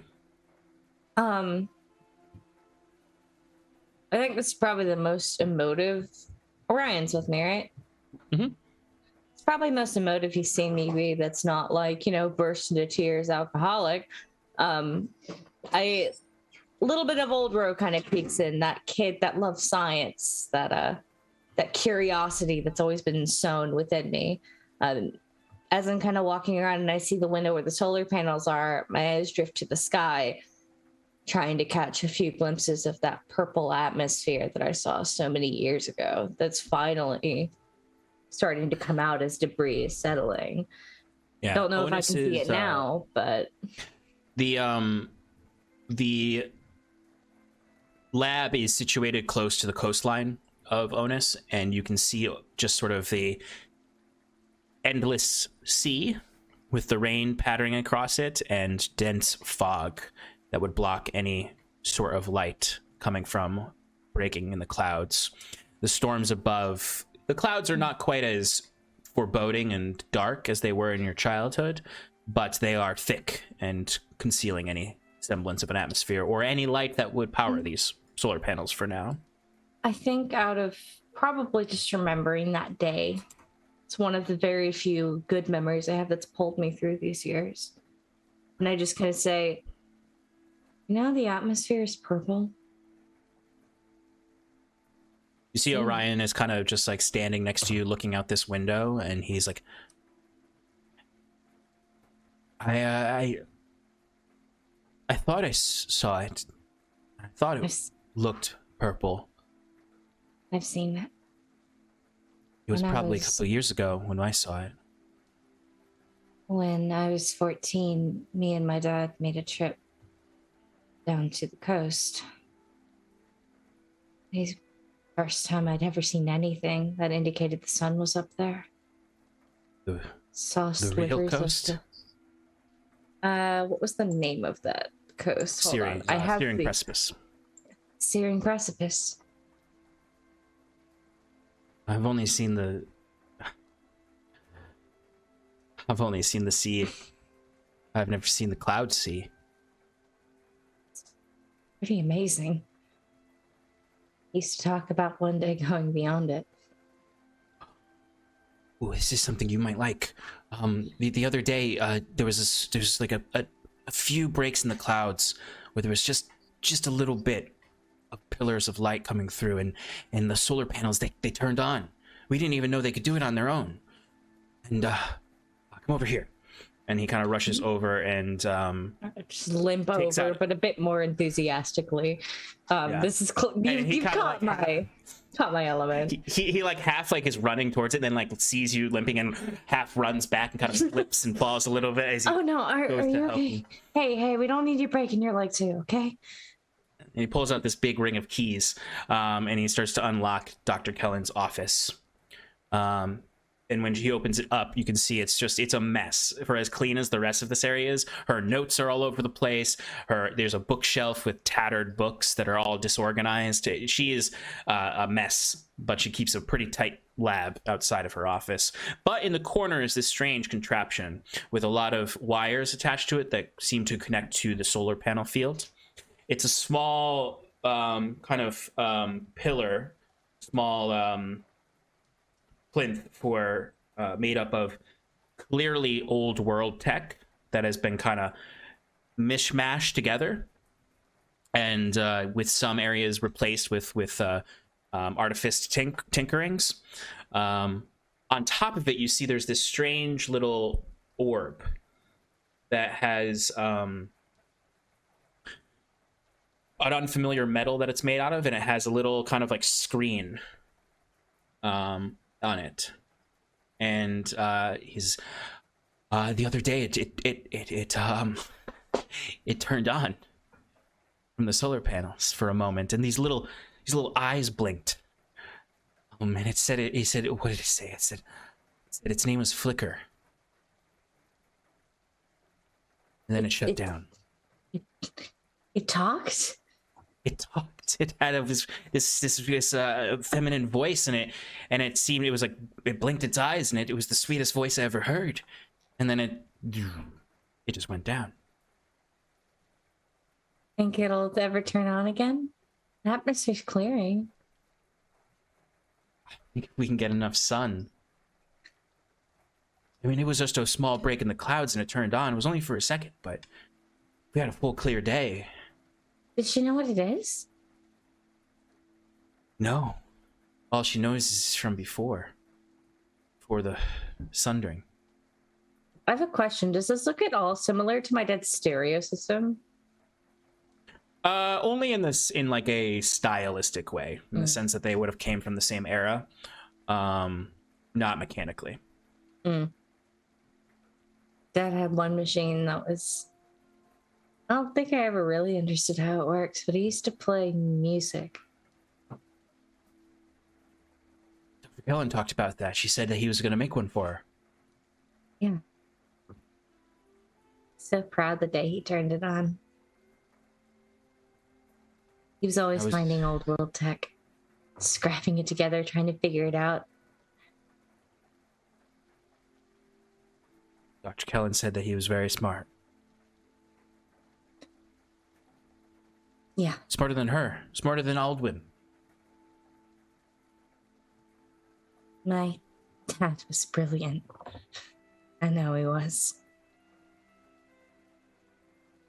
We used to tinker together all the time. All those little things you see all over Benny. Just little things I managed to scrap together because of what he taught me. Let's see what you can do then. Yeah. Yeah. Sure. So I'm gonna have you roll a few rolls for me. I'm gonna have you roll for Orion. So I'm gonna have you do a D20 roll for Orion acquiring the goods that you need. Okay. 15. Okay, that's good. So he is going to be able to acquire you a firearm, as well as some casings and components to tinker with to construct some stuff, some ammunition. Let's say I'm going to give you 2 rolls that go over the 7 days or 6 or 5 or 6 days that you have, to see what you're able to come up with to create. So go ahead and give me the first roll. 17. All right, you have made good headway. Now, because of that 17, you have the advantage on the second roll. What a wonder sobriety does for working on it. Inventions. Honestly, the only thing that's probably keeping you from fully succumbing to withdrawal during these 6 days is that you have an experiment to focus on. Yeah, I feel like garbage, but the curiosity is too much. Next roll's at advantage. Yep. Well, okay, I'm glad this is advantage. That's much better. I'll take that 18 over the 5. All right, excellent. So, through some ups and downs, you are able to create some ammunition. You're basically able to create a full clip of ammunition for that can be used with either this firearm or with Jules's firearm. You would have time in between because you were so successful and there were no setbacks with that. If there's anything else you'd like to do, experiment on, you can during this time, because it wouldn't take up your entire time while they're gone. How fucked is my leg? Your leg is pretty fucked. It's not like you would have a lot of difficulty like running away from trouble. But otherwise, you can walk. It's just a little painful. Running would be excruciating. Can't just cut off my leg. That's a way too long to heal. So what I'd like to do is spend the extra time trying to construct some sort of brace, sort of metal brace to help ease the pain on my leg. It might not help, and it might be squeaky not that quiet, but it'll at least help me get around so I'm not always encumbering Benny. That's what I want to work on. So you have plenty of time to work on something like that, and this is the perfect place to do that because there's plenty of supplies. So go ahead and give me a d20 roll to see how successful that is. 11. It's still a success. Okay. So you are able to make this. It might be a little squeaky, but it's definitely not as squeaky as it would be if you rolled under an 11. Where we'd get into the tough choice where it'd be like, all right, this leg either squeaks real loud, you can basically never stealth, or it no matter what, unless you rolled a natural 1, you were gonna be able to make something of some degree of quality. But you're able to make something that is need to keep some oil on me. It's fine. It's perfectly fine. That's how I'll put it. Yeah. No, it works. It does its job. Cut it some slack. All right, the rest of you, while Ro has a week of rediscovering her genius, you are in this kind of like makeshift speedboat that runs on kind of the sparse fuel they have. It was a pretty expensive barter for Orion, and Orion has definitely been like just throwing everything to the wind with this. He probably gave this guy a bunch of random shit from Dr. Kellen's lab to work on his own boat with, just to get this trip for you all. So you're kind of speeding across the water, and it's very quick that you're feeling the whipping rain against your face and the wind of it all. Saoirse, you've never been on the water in your entire life, so this is probably a pretty potentially, it could be a potentially nauseating feeling. Benny, I imagine you're kind of like rolled up in a ball in the back of the boat, trying not to take up too much room on it. And it's also, I think, terrified. Yeah, because it's like bouncing up and down across the waves, because it is a storm going on. As you're entering the range of Numenosium when there's just fog and mist all around you.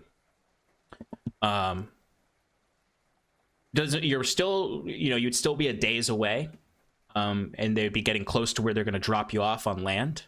But in particular, you, Jules, would know that once this fog encompasses you, you are within Numenosium's domain.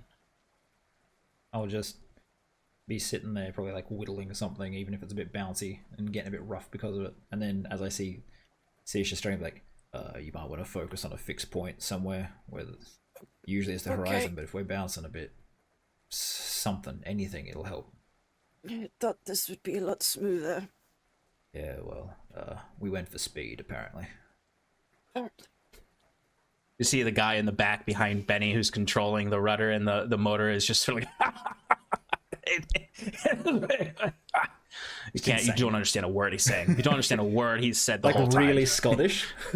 Yeah, not even. You don't even know if it's Scottish. It's just like some thick accent that is indecipherable, and the slang he's using. And he's probably as old as Jules, and it's wild that he's alive. But as you're moving through the fog,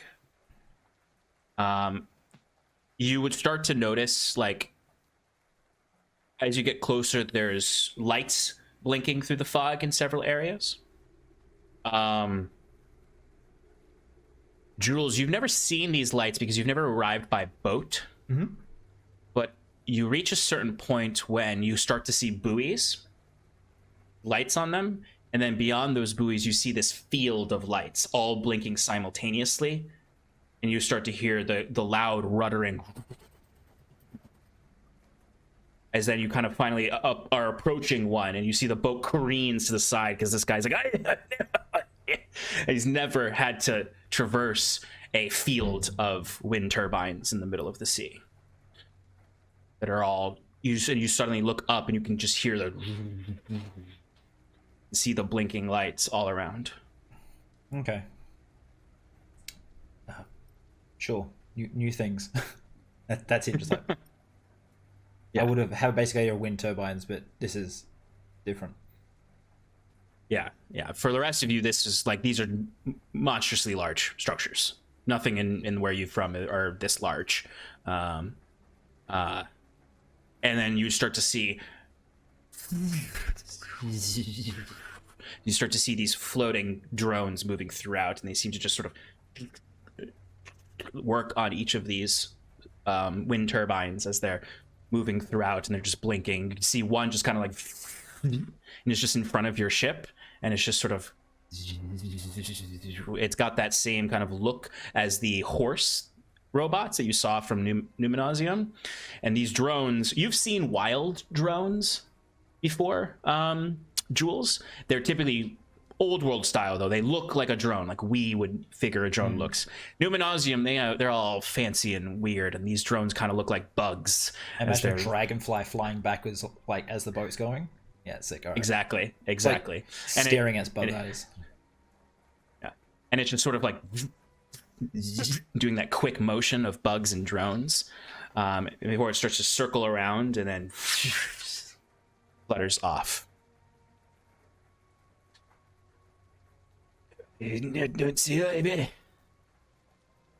Yes. And you see this guy's no longer like, he was laughing his ass off before, but now he's visibly afraid.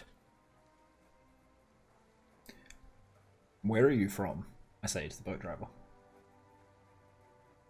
And he just kind of smiles at you as you see some teeth missing, and then he kind of just turns the boat and starts heading towards where you figure shore is.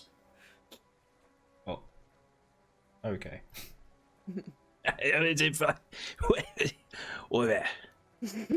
Over there. Over there. Over there. Over there. Oh, yeah.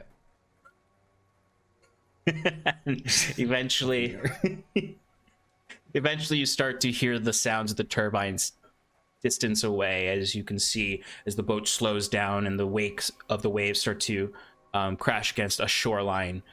You can see land ahead of you. Still this thick fog, but he deposits you, and he looks at you, Jules, and says, "I will stand down for one day." He basically tells you, "You'll be back here in a day, and I'll still be here." Yep. I definitely understood that. Have I heard this at all before? Something like this accent? I mean, I'd say it's fair enough for you to have heard people with thick accents in your childhood when they were still old. Like, this guy is probably he's a little older than you. So I'd say, yeah, you would have heard thick accents like this before. Because the way you're making it sounds like he's like a super thick Scottish accent, which I know is hard to understand. So I'm just like, what, one day? Good equivalent. That would be a good equivalent of what this accent is.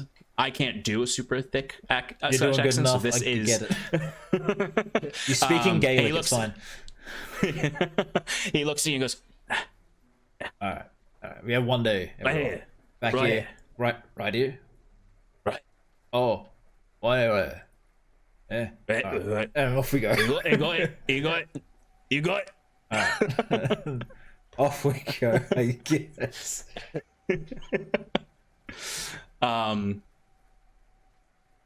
So you start to move through the area just southeast of Numenosium.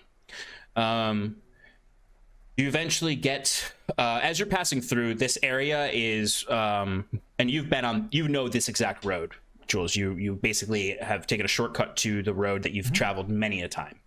So you start to recognize familiar old ruins in this area of the old world that have been thoroughly picked through and are really here just as a creepy vestibule to Numenosium. As you eventually approach the bridge that leads across to the capital itself. Before we cross the bridge, can you hear me okay? You're a bit quiet, but yep. You know what? My mic probably reset. I'll fix that.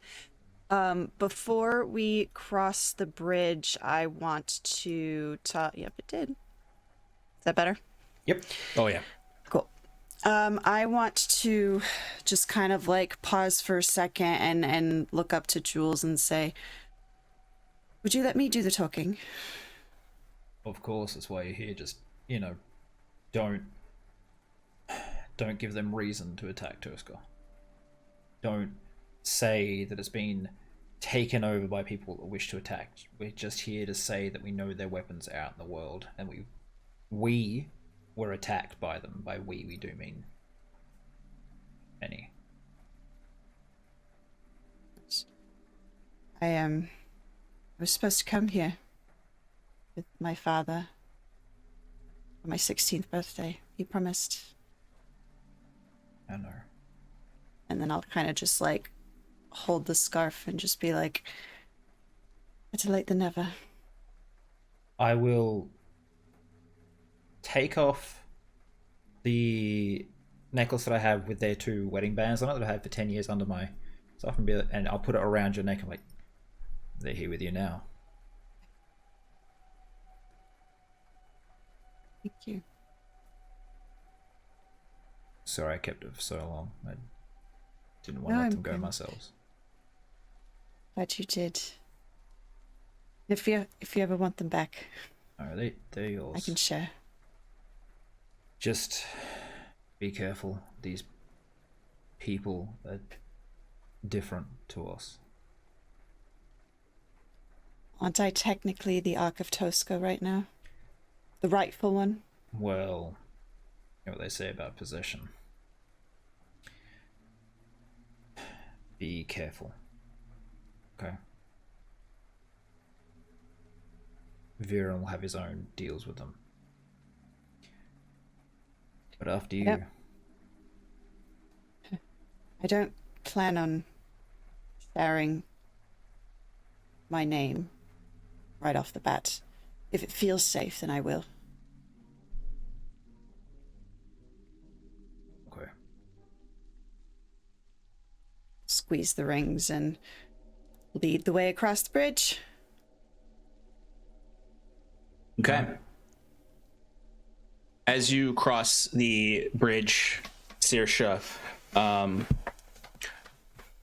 it's kind of it's this really, yeah. I was just gonna say, I was trying to I had on my screen to mention it, but can I use that little, like, you've got this, your parents are with you, as Valiant soliloquy to give her a reroll on her next roll? Absolutely.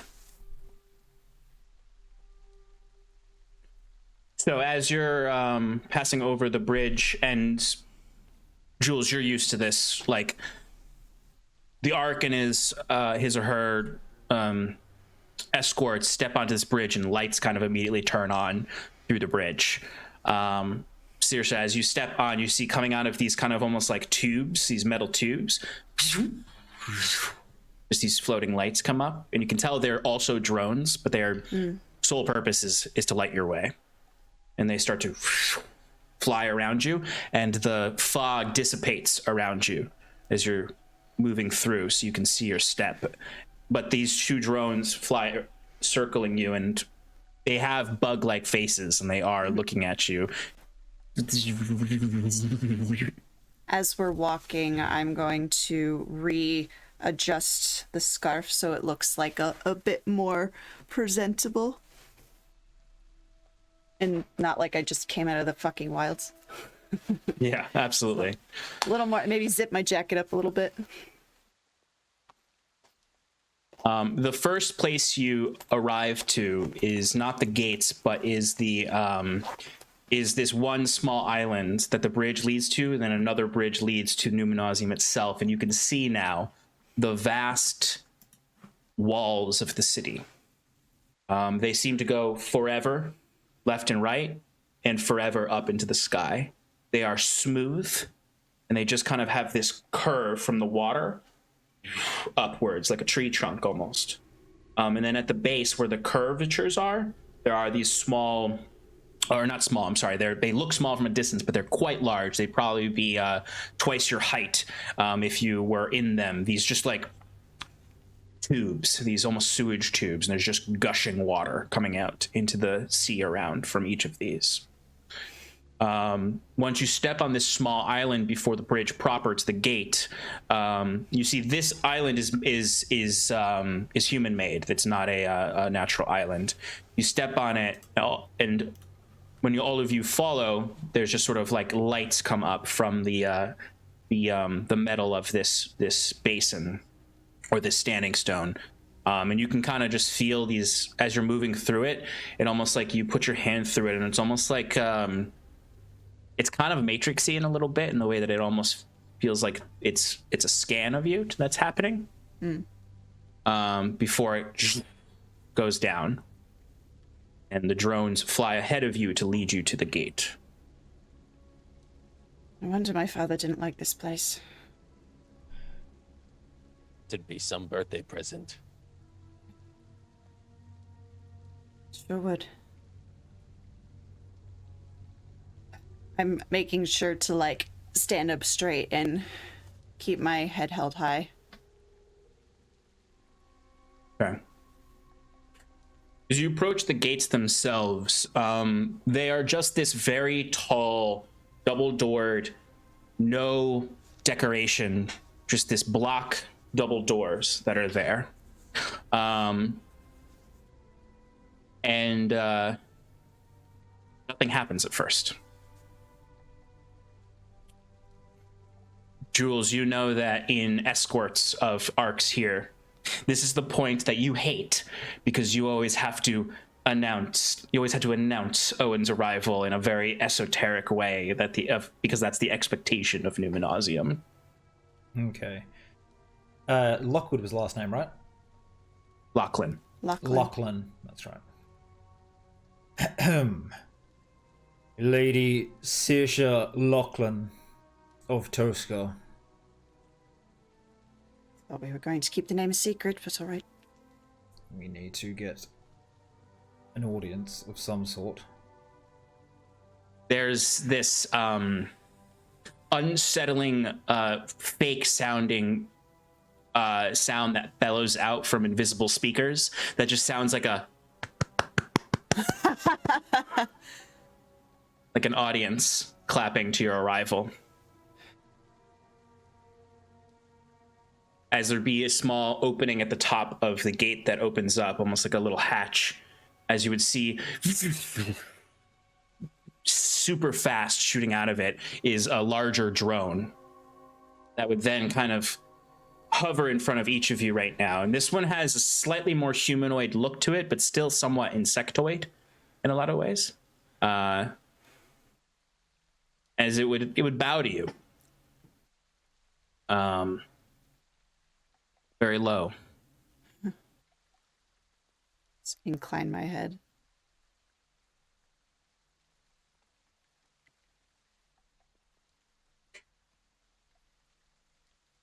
We were not expecting a visitor from Tosca. You were not summoned. No, but we come with rather urgent and significant news, and we would like to speak to someone in charge. I am someone. You can speak to me. Right. Well, your technology, it's being used,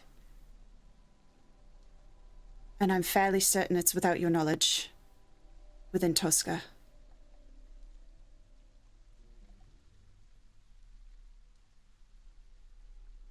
All technology of Numinosium is accounted for.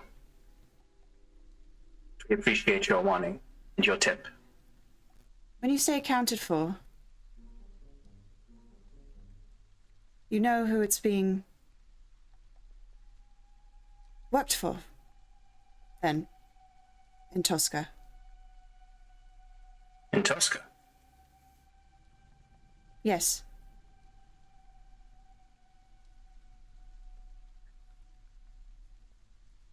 Are you here without the acknowledgement of the Ark?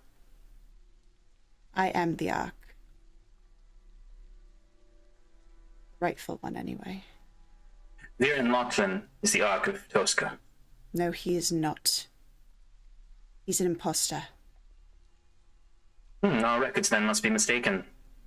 He has been visiting the capital for the last 10 years as Ark. Has he forced his way in there? No, we don't meddle always in the way that you all decide who is best to lead. It wasn't As long as someone decided leads. for us. It was decided for us. We didn't get a choice. Brutal, but of course, the settlements are free to rule as they wish, as long as they provide what we ask for. Is there someone else I can speak to? I'm afraid not.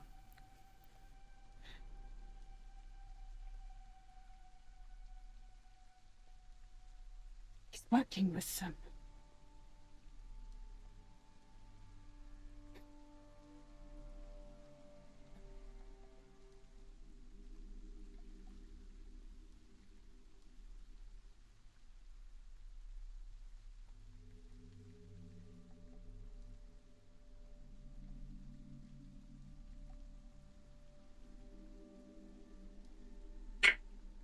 I'm afraid information regarding any illegal use of our technology is classified exclusively to only permissed Arks to know. Do you even care what happens to the people of the settlements? We've calculated our concern appropriately for each settlement in their due. Calculated.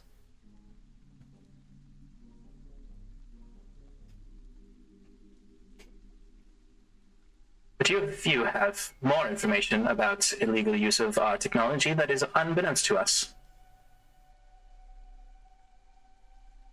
My mic was muted.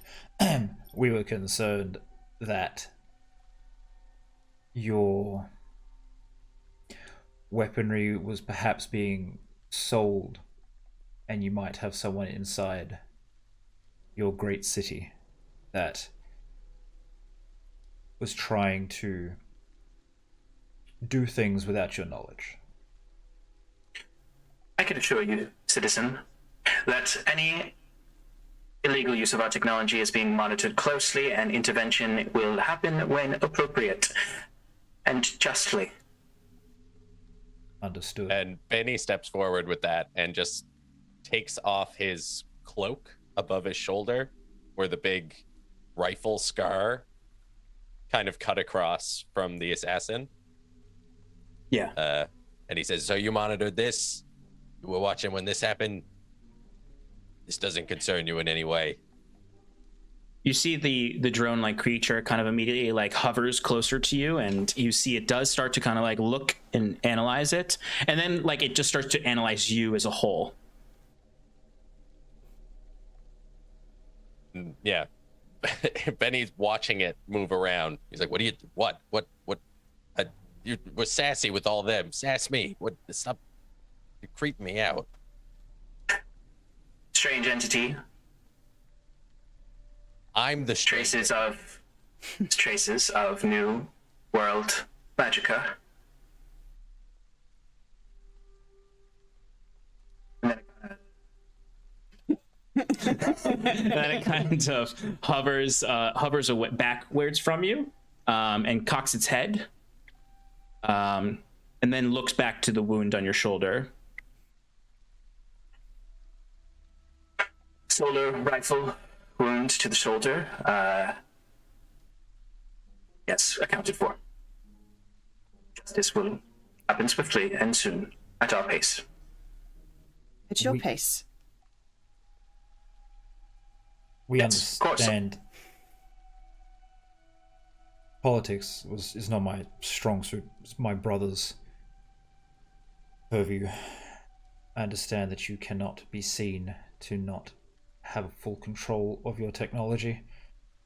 Would it be acceptable for us to reclaim it from the criminals that currently have access to it in Tosca, and then leave them for you to recover? Criminals in Tosca. Stockpiles of our weaponry. At least the ones we are aware of. We don't want any harm to fall on our town for some wayward criminals. The Concord of Numenosium does not typically approve of vigilantism. But I suppose if we were to find our goods conveniently out of the hands of criminals, within range of our acquisition. Was Viren's gun Numenosium technology? Right. What if one of your guns was used to Just give her Murder. a shake. No. Would that be considered illegal use of your technology? Of course. Would you come and see to it that the people who are responsible are brought to justice? At the base of Numenosium. When appropriate. It's appropriate now. It's an inquiry that I will bring to my supervisors. What is Numenosium's pace? Just out of Face curiosity. of the world. So in other words, you do nothing. No. If we did nothing, then you would still be, rats in the waste. You did Princess. nothing. No. We provided you with wealthy trade lines, so that you, Lady Saoirse, could live in privilege. Warm fire, a bed, food in your belly. Julius, Vi, you remember. I do. Any weapons we find in our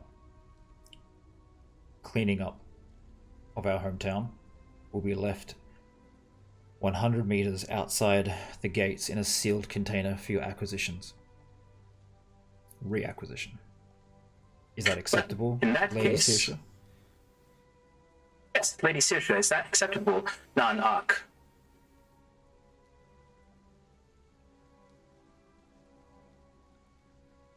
I'm afraid not. Just see Well, Julius I just don't- like slump. I- Ugh, kids. I don't believe it is up to you at this point, but if things change in the settlement outside of Numenosium's space, perhaps it will be your decision then, Lady Saoirse, and you'll be returned to your place of privilege, blessed by Numenosium. I don't want to be replaced in my place of privilege. I want to take what's rightfully mine and get my murderous uncle out of power. Granted. Your rightful place, granted by Numenosium. What does that mean? The arcs are arcs because we say so. Your Arkhams are designated to you by the Concord of Numenosium. So you designated Viren. Yeah. We allow the Arkhams to settle their change of power in their own way. As long as an Ark is there to deal with us, we will deal with you. Viren Lachlan is on the radar of Numenosium. And as I was about to say before so rudely interrupted by Lady Saoirse, if this task is completed, then perhaps you will have saved Tosca. I'm afraid that's all I can disclose to you at this time until you are Ark. Waste of time. Turn around and start walking back across the bridge. I bow and say, then we shall return when Lady Saoirse is Ark. Thank you for your time. Of course, Julius Vi. I expect to see Viren, but if it is you when the chromatic rose goes out, then that will be a joyous reunion. But until then, he looks to you. I'll look forward to reacquiring our assets. Just nod, bow again, and turn around. I do hope to see you again. Looking to Benny. Well, honestly, I don't think I'm going to be able to unsee you. But it sounds like you got eyes on a lot of things. So whoever's behind there and kind of taps it on the head, pop your popcorn. It's going to be a hell of a show. And then he'll just shoulder the hammer and walk back off into the mist. Well, with the grace of Numenosium and the Concord, Lady Saoirse and her companions. And the insectoid drone flies back into its little hatch. I am storming across the bridge. Just gonna head back, find a place to hole up for the night before we go back to our boat. I think at like getting across the bridge and hearing you come up behind me, I will whip around and be like, "What the fuck was that?" Not now. No, now. You sounded so Saoirse, complacent. Not now. They are watching.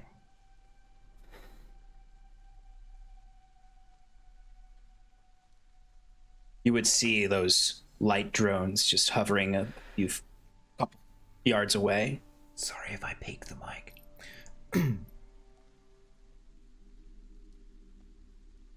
We need to move quietly away.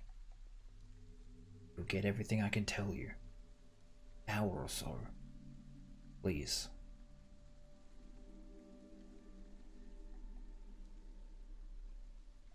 Turn around and start walking again.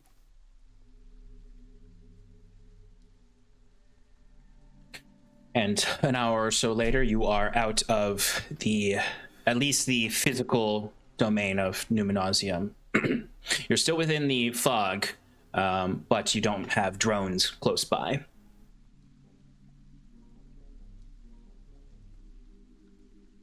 I kind of sit at the table and whatever bar, tavern, wherever we are. I guess we got like a motel room or something, or hotel room. Yeah, you would know. You would know where there's only like really like one stop right outside of Numenosium, which is this very rundown settlement that's really only purpose is for Arcs to stay in before they go to Numenosium, and they do not make any effort to make it nice for the Arcs. It is exactly what you just said. It is an old reconstructed motel, basically, down to the cracked and sundered pool in the back area that is empty or filled with black water right now. I'll sit down and just be like, both you and Benny, anything you want to say, now's the time.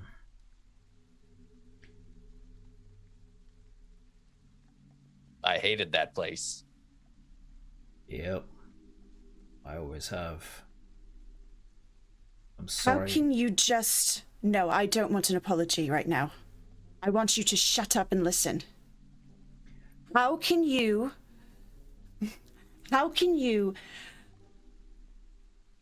speak to them like that? Or let them speak to you like that? They took over our home. They're not doing anything about it. And they don't care. Emperors don't care for the squabbles of petty kings. If you had read any of our history lessons, you would know that. Not now. No, now. I'm sorry I had to raise my voice to you, but you could have had us all killed, and everyone in Tosca killed. You want to go home? You want to fulfill your legacy? You could have destroyed it. You could have backed me up. I did. You didn't. Whatever that was not supportive. What would you like me to have done? Destroyed the drone? No. Told them... No, I wanted you to argue with me. Make them see reason. I did in a How language they ridiculous understood. they are. I told them that they had obviously misplaced technology, and that I knew they were just saving face, and that we would really like it if they would not destroy our home, and that we would take care of it. And they agreed to all that. That is what you wanted from this, right? To go home? Or do you just want to lash out with blind anger everywhere you go? You want to be Ark? Fucking act like it. You're not a child anymore. And you're not my father.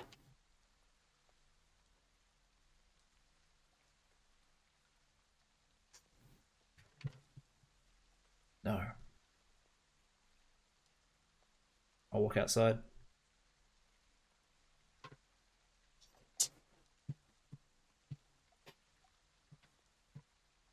So they do like food in here, or does anyone work? Does anyone work here? I'm gonna maybe just to bed, I guess. To bed. Do you need anything? No. I'm sorry you had to hear that.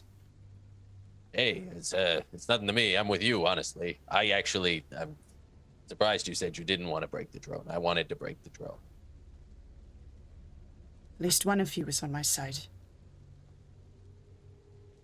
You heard them, right? They said that they knew Viren had taken control on purpose and they were going to do it at their own pace. I don't, The fuck Jules that seems means. to think that they've got some great power. I guess they've got fancy bug drones and big, windmills. I don't know. I've never been behind those walls. Maybe it's just my, Leroy, he used to tell me a story, an old story. It was called The Wizard of Oz. And it was all about this big, magic pathway, and you go down and then there's this big face and it's all, oh, I'm big and powerful. But really there's nothing back there. It's just an old man behind a curtain. I wonder if this is a Wizard of Oz scenario. Maybe they're not doing anything because they actually can't do anything. Well, then we need to be the ones that do something. There we go. That I can help with. All of the standing there and talking to the drone and figuring out what its pace is. That I'm useless with those things. But Well, apparently so am I, because I don't speak that language, nor do I want to. well, good, because I think it's about time that we.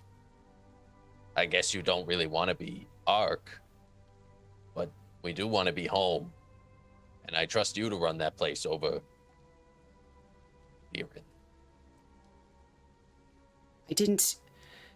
I gave up on that dream when we first left. I wanted to follow in my parents' footsteps, growing up. And then, when everything happened, I stopped thinking about it. But now that I've seen what we are ruled by, It's not right. I need to be back there in Tosca. Remove Viren from power, whatever it takes. I need to protect our people.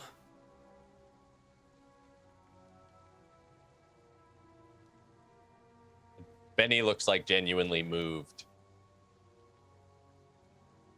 A lot of things changed for me when I was younger too. I was a child of promise and potential, and they told me that I was working towards something, that I was building up towards something, and then when that moment came, I froze and I did nothing. And so on that day, I realized that they were wrong about me. There is no magic. Everything I can do now is just because of these rocks. And Ro figured it out. I couldn't. I just swing them. She knows how to.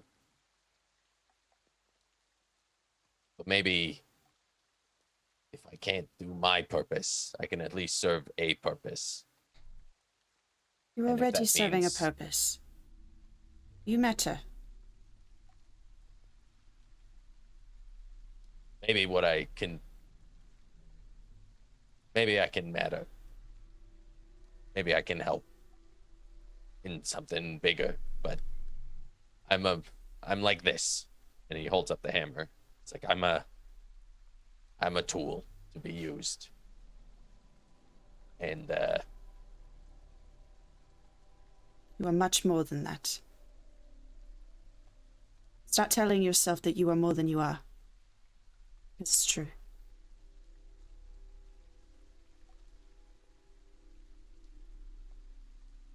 you sound like him.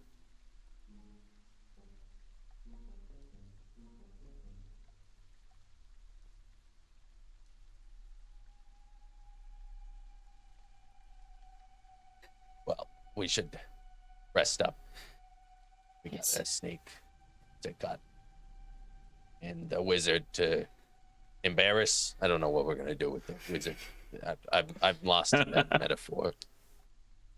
I'm going to pull him out from behind the curtain.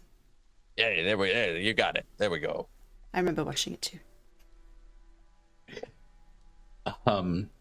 So you're able to get some rough sleep in this rundown motel. There is a little drone that does come around and offers basically just offers hardtack for food as it flies around. Just these thick, dense cakes of bread with just a little sugar in them to try to give it some kind of flavor. And that drone is just really obnoxious as it moves through, though, because it just keeps coming around and around. There's no curtains on the windows here, and you're sleeping in the middle of the night, and every now and there's just this bright light that goes into your room as the drone is just standing there, and then it just goes.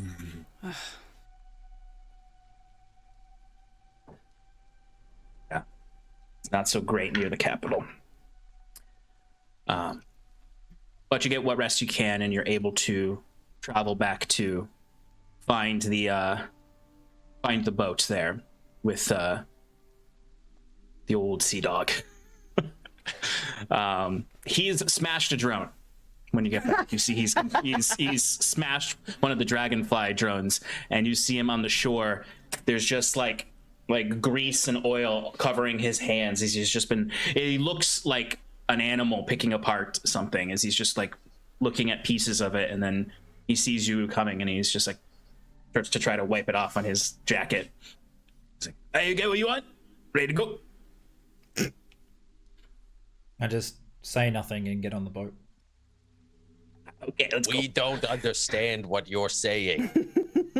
Is that what you said? And just like looking. He understands. He's you. on the boat. Guys, get on the boat. Get on the boat. I'm not good idea. looking at Jules, and I'm sitting on the opposite side of the boat. I'm gonna scoop up as many drone parts as I can carry. Just like Ro's gonna want to see Totally. this. Thanks, Benny. as the boat starts speeding through. This storm is persistent and it is still raining, that black rain, as you again go through the wind turbine field. And the drones watch you closer this time. Where there was just that one curious drone, now you can see like several come up to your boat several times and just follow you.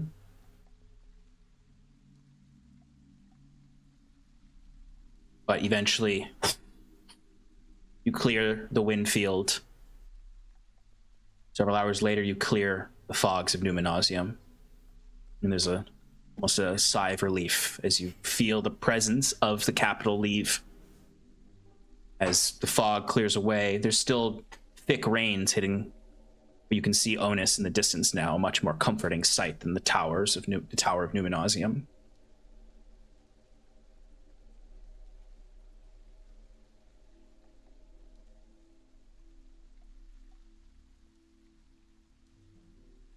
And you're able very easily to rendezvous with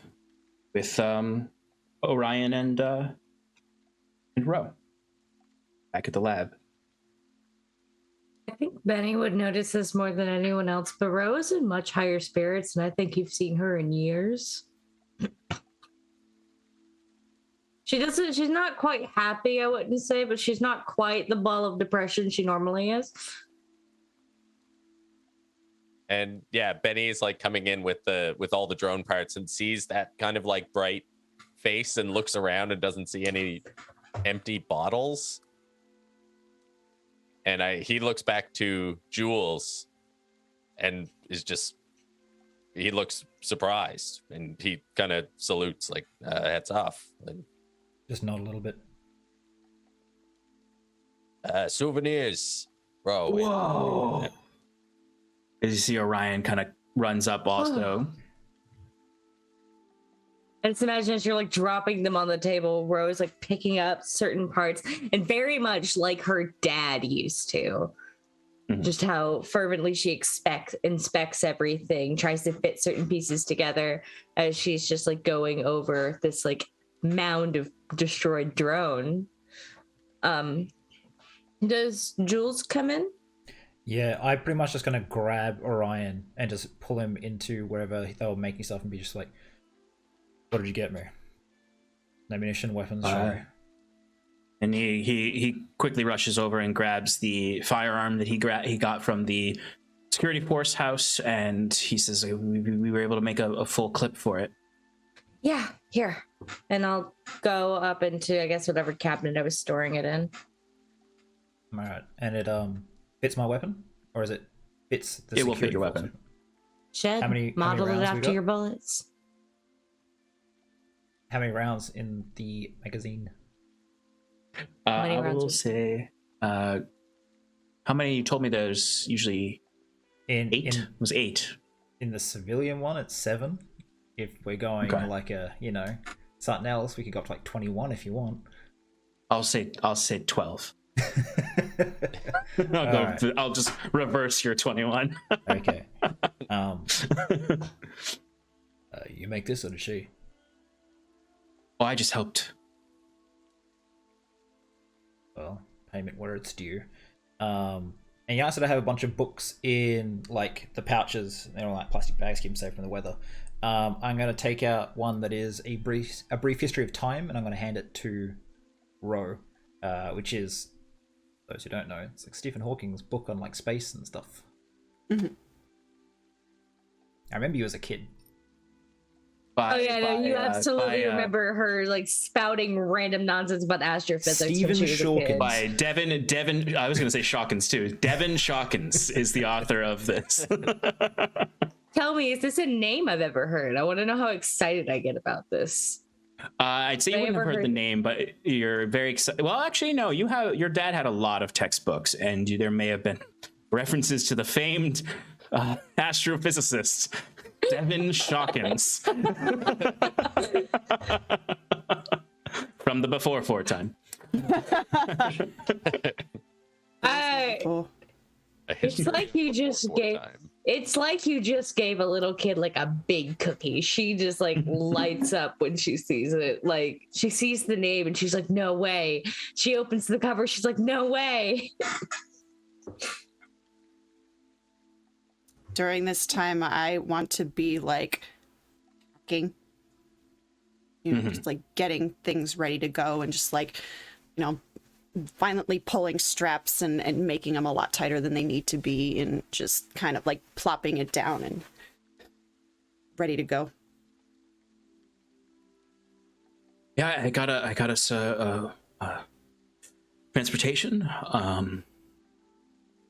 Should be secure. As long as you all stay quiet and a bit hidden if we ever get stopped. We'll be Do good. my best. I'll There's do my best. someone that I've only been to Tosca once before, but there's someone that Dr. Kellen and I would community we would stay with on the way there that was always kind to us that I think we could stop at before. Have you got a gnome? Yeah. They were part of the herd folk. Was Darwin, his daughter Esther. Do I know these people? Have I heard of them before? You may have heard of Darwin. There's not the herd folk rarely came to town. They were only in town when they were bringing in skins and meat to sell. But they preferred to stay on the northern outskirts of the wetlands. Darwin was one of many. I mean, you would know him because you always knew who came in and out of Tosca, and you would know he was 10 years ago at least. He was younger, so he wasn't as he may have grown in importance amongst the herd folk, but he was he would just come in with his daughter, who was probably Benny's age, and just be part of the sales. He was an unremarkable person at that time. Okay. All right. Let's keep packing. Okay. But you would know that the Herd Folk League is the least powerful of the three guilds of Tosca, but just as important as any other guild in providing food for the town.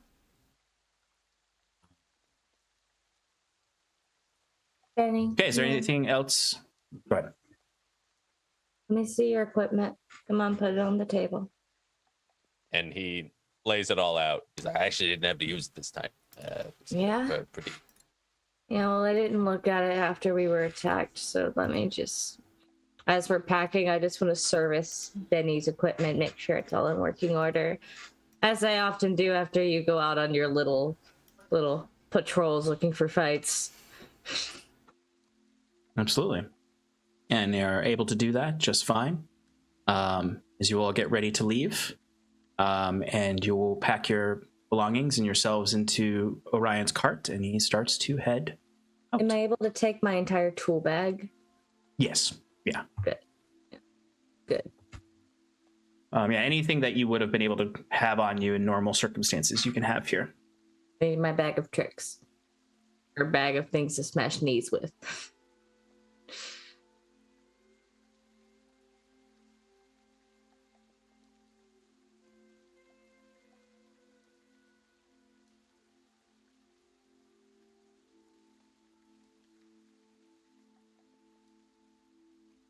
I keep muting my mic and then forgetting to unmute it, so only you guys can hear it. Oh. It's very annoying.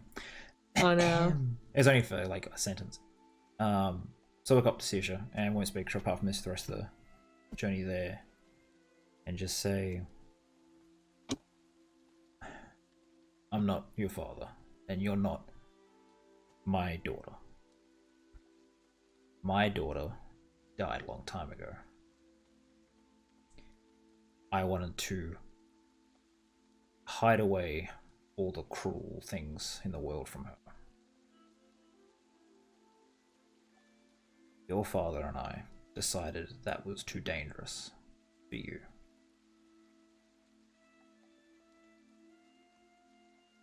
But If you let this anger continue to drive you, you're just gonna be another Viren. How do you think he became the way he did?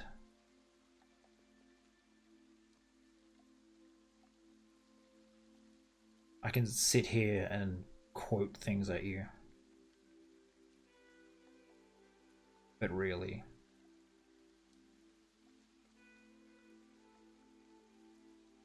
think about what you want to be.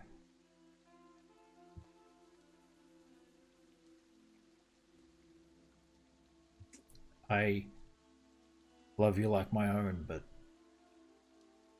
if you're going to cause harm to these people by your recklessness, I'll stop you. I'll go sit in the cart wherever we're going.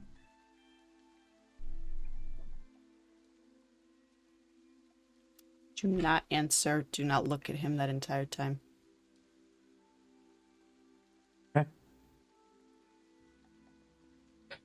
Cart is revved up.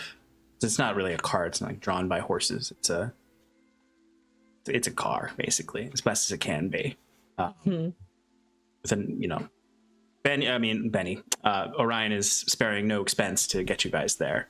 So he's once again embezzling from the engineering shop to get goods, get fuel, whatever he can to get you there fast. And you take off out of the city. Leave behind Onus, a town that for the most part for you all was peaceful until this end. Even if you couldn't see it because you were so hooked up to the past. It was not a replacement for home, but there was some quiet there. You kick up dirt through the wastelands, heading south around the crescent mountains of Onus. You see in the distance as you pass northward, the glittering spires across the horizon, the ruins of the great city, haunting sprawl of leaning towers and hollowed out structures. It lingers like a forgotten tombstone for an even more forgotten past. And the road leads into the Oris Eye marshlands, closer to Tosca. A waste of fog and water with trees that lurch up from the muck amongst marsh caps, spontaneous plumes of fire. Before, after several days of travel and quiet, and maybe some tinkering, and maybe some exercising. I like to think that Arnaud has a little booklight in one of his eyes. So I had him like on my shoulder while I was reading that book. You know, I tinkering when I need to, yeah, but I'm mostly trying to read this book. Yeah. Eventually, you get to where Orion knows this settlement of Herdfolk League members are. Very quaint. Temporary tiny homes built. You see all manner of these mammoth warthogs around, as well as plenty of other beasts of the outer wetlands. It's on this day that there's break in the rain a little bit, and some sun rays bleed through the clouds. As you can see, flashes of purple through the clouds above. And the rain lilts to a gentle rain. A little bit clearer, too. Still dirty, but not as ichor-like as it has been in the past. And as you approach, there's a point when Orion would get out of the car and invite you all to join him as you approach on foot to the village. As you can see, a small man, followed by a taller young woman, come up to you. The village is right behind them. You can see that the man is the same way I described Kellen, as kind of like gnome-like, but not fully gnome, taller than a gnome, probably descendant of a gnome species. He's got a really bald head that goes all the way back to the back, where there's long grayed red hair. He has these cracked spectacles that he wears, and a clean shaven face with a lot of sagging wrinkles. He's not as old as Jules. He's just aged, basically. And he has this staff that he carries that at the top has a just sort of some decorative plants that he's gathered and other fungi that he's transplanted to the crook of his shepherd staff.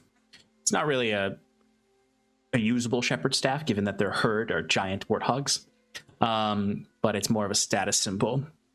He's followed by the young woman, his daughter, although she's human, probably an adoptive daughter, who's much taller than him. She wears a cloak. She has a similar staff with no adornment to it. Jules, you would have known that there were rumors that the herd folk have naturalist magic users amongst them, and that these are likely druidic staves.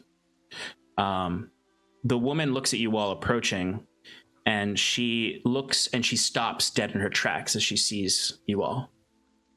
She makes direct eye contact with Benny. And Benny, you would recognize these eyes anywhere.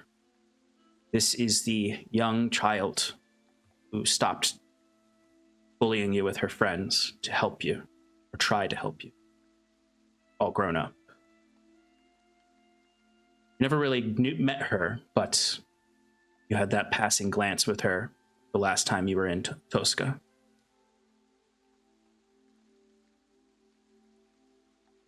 All of Benny's confidence kind of falls away, and he's a very large version of that very shy kid again.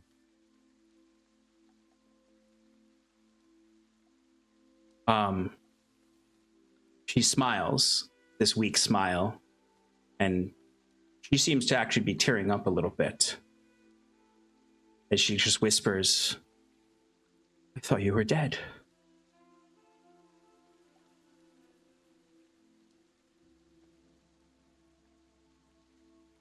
No, still just hanging around.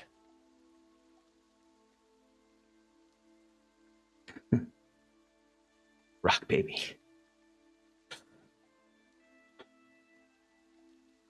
And you see she kind of has this,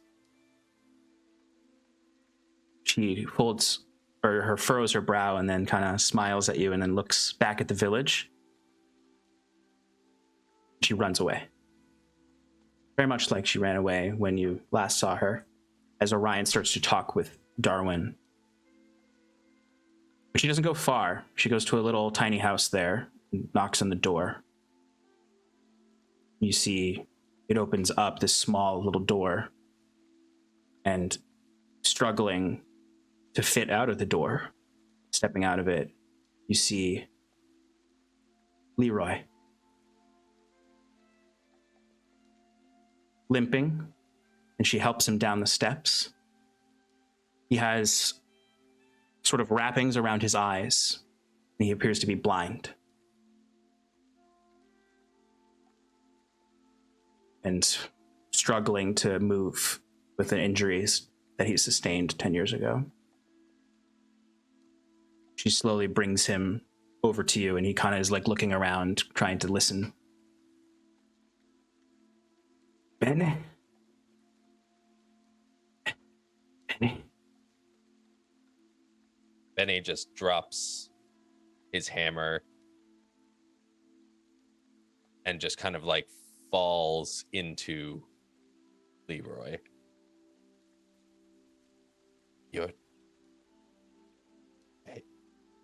I thought you were dead. He embraces you in the same, despite his weak, feeble form, the same strength he used to pick you up in. I thought I was dead too.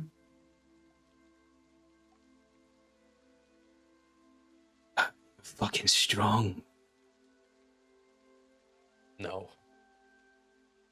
I'm not.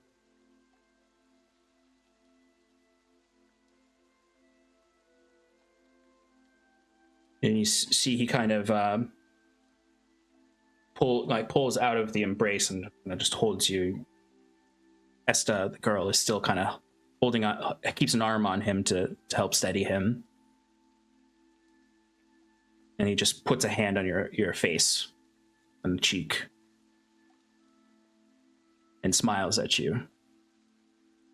And then kind of stumbles backwards, and he just goes,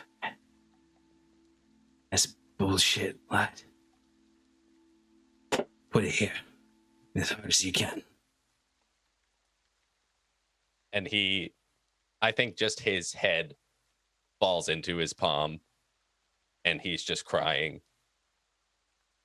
I'm so sorry. I'm so sorry I ran. I should have stayed with you. Now, lad. I did what I said to do. Pot was boiling over.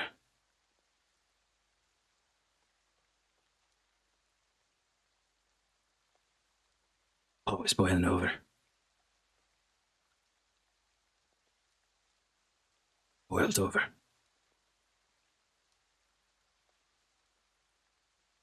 The last that's where we're time gonna I end ever tonight. listen to you, I'll tell you that. Idiot. You're stupid. Just stand here and die? What is your problem? You're just going to take on 10 guys? Your useless poker friends. You're going to help you? What? Yeah, Bennett. And you see he gives you like the most affectionate punch in the side that anyone could ever give. And he's like, "Oh, I've been waiting a long time to do that." Yeah, So you're that's big what enough. I'm going to give that back right now because I turn you to dust, old man, and I'm going to pick him up for the first time that he's ever been able to do it.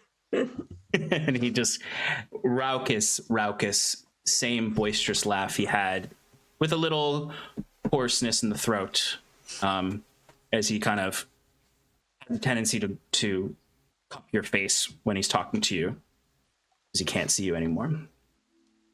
But with this reunion, this is where we're going to end tonight. Outside of the settlement of Tosca, in the fields of the Herdfolk League, with this new contact, Darwin, and his adoptive daughter, Esta, a former bully, who I guess wasn't really a bully, it was more of an accomplice to bullies. But thank you, everybody. We did a lot here. So we have one more episode, folks, where these exiles will return home to do the business, to cut the head off this snake, and hopefully prevent a worse future. But thank you, folks, for sticking around with us. We're going to go through, like we always do, we're going to go through with everyone one more time to say where you're from, who you are, where we can find you, and what your favorite moment was from tonight. We are going to start with Shelby tonight. Hey, my name is Shelby, or Shibby Dibby Doo. I'm from the channel Whistle While You Work. And I am a regular player here on Roll for Damage. I play over in Scales Above. We're going to be having a season 3 relatively soon-ish, I think. 4 weeks, yeah. I'm also going to be playing in a World of Darkness game over here starting season 4. Yeah, you're right. Fuck. Sorry, I was so not around for season 2. Just life madness. I'm going to be playing in a World of Darkness game starting March 3rd, and excitedly next week, not only along with the finale of this, the finale of Necrohunt is next week, which is the campaign I'm in with Joe Cat. I play Luna Icewind, our big badass fighter barbarian. You should come see the epic conclusion. We've been building up to it for a while. And my favorite moment, you gave me a space book. You gave me a space book. It's like I mean, now I'm absolutely developing workaholic tendencies. Addiction transfer is a lovely thing. But you gave me a book on space. I am so happy Ro has a book on space. And like all the shit that she's talking about with her dad. So also Shannon, you made me cry with You're Not My Dad. I felt that. So I guess that's 2 favorite moments, but I'm an outlaw, I'll break it. I was not going to have this up this week, so I could just get the fuck up and walk away if she said that to me. And then she's like, I'm not your dad. I'm like, all right, I can't do that because it's weird to be like, oh, the whole screen behind me moves. But yeah, fuck you. Continue. Yeah.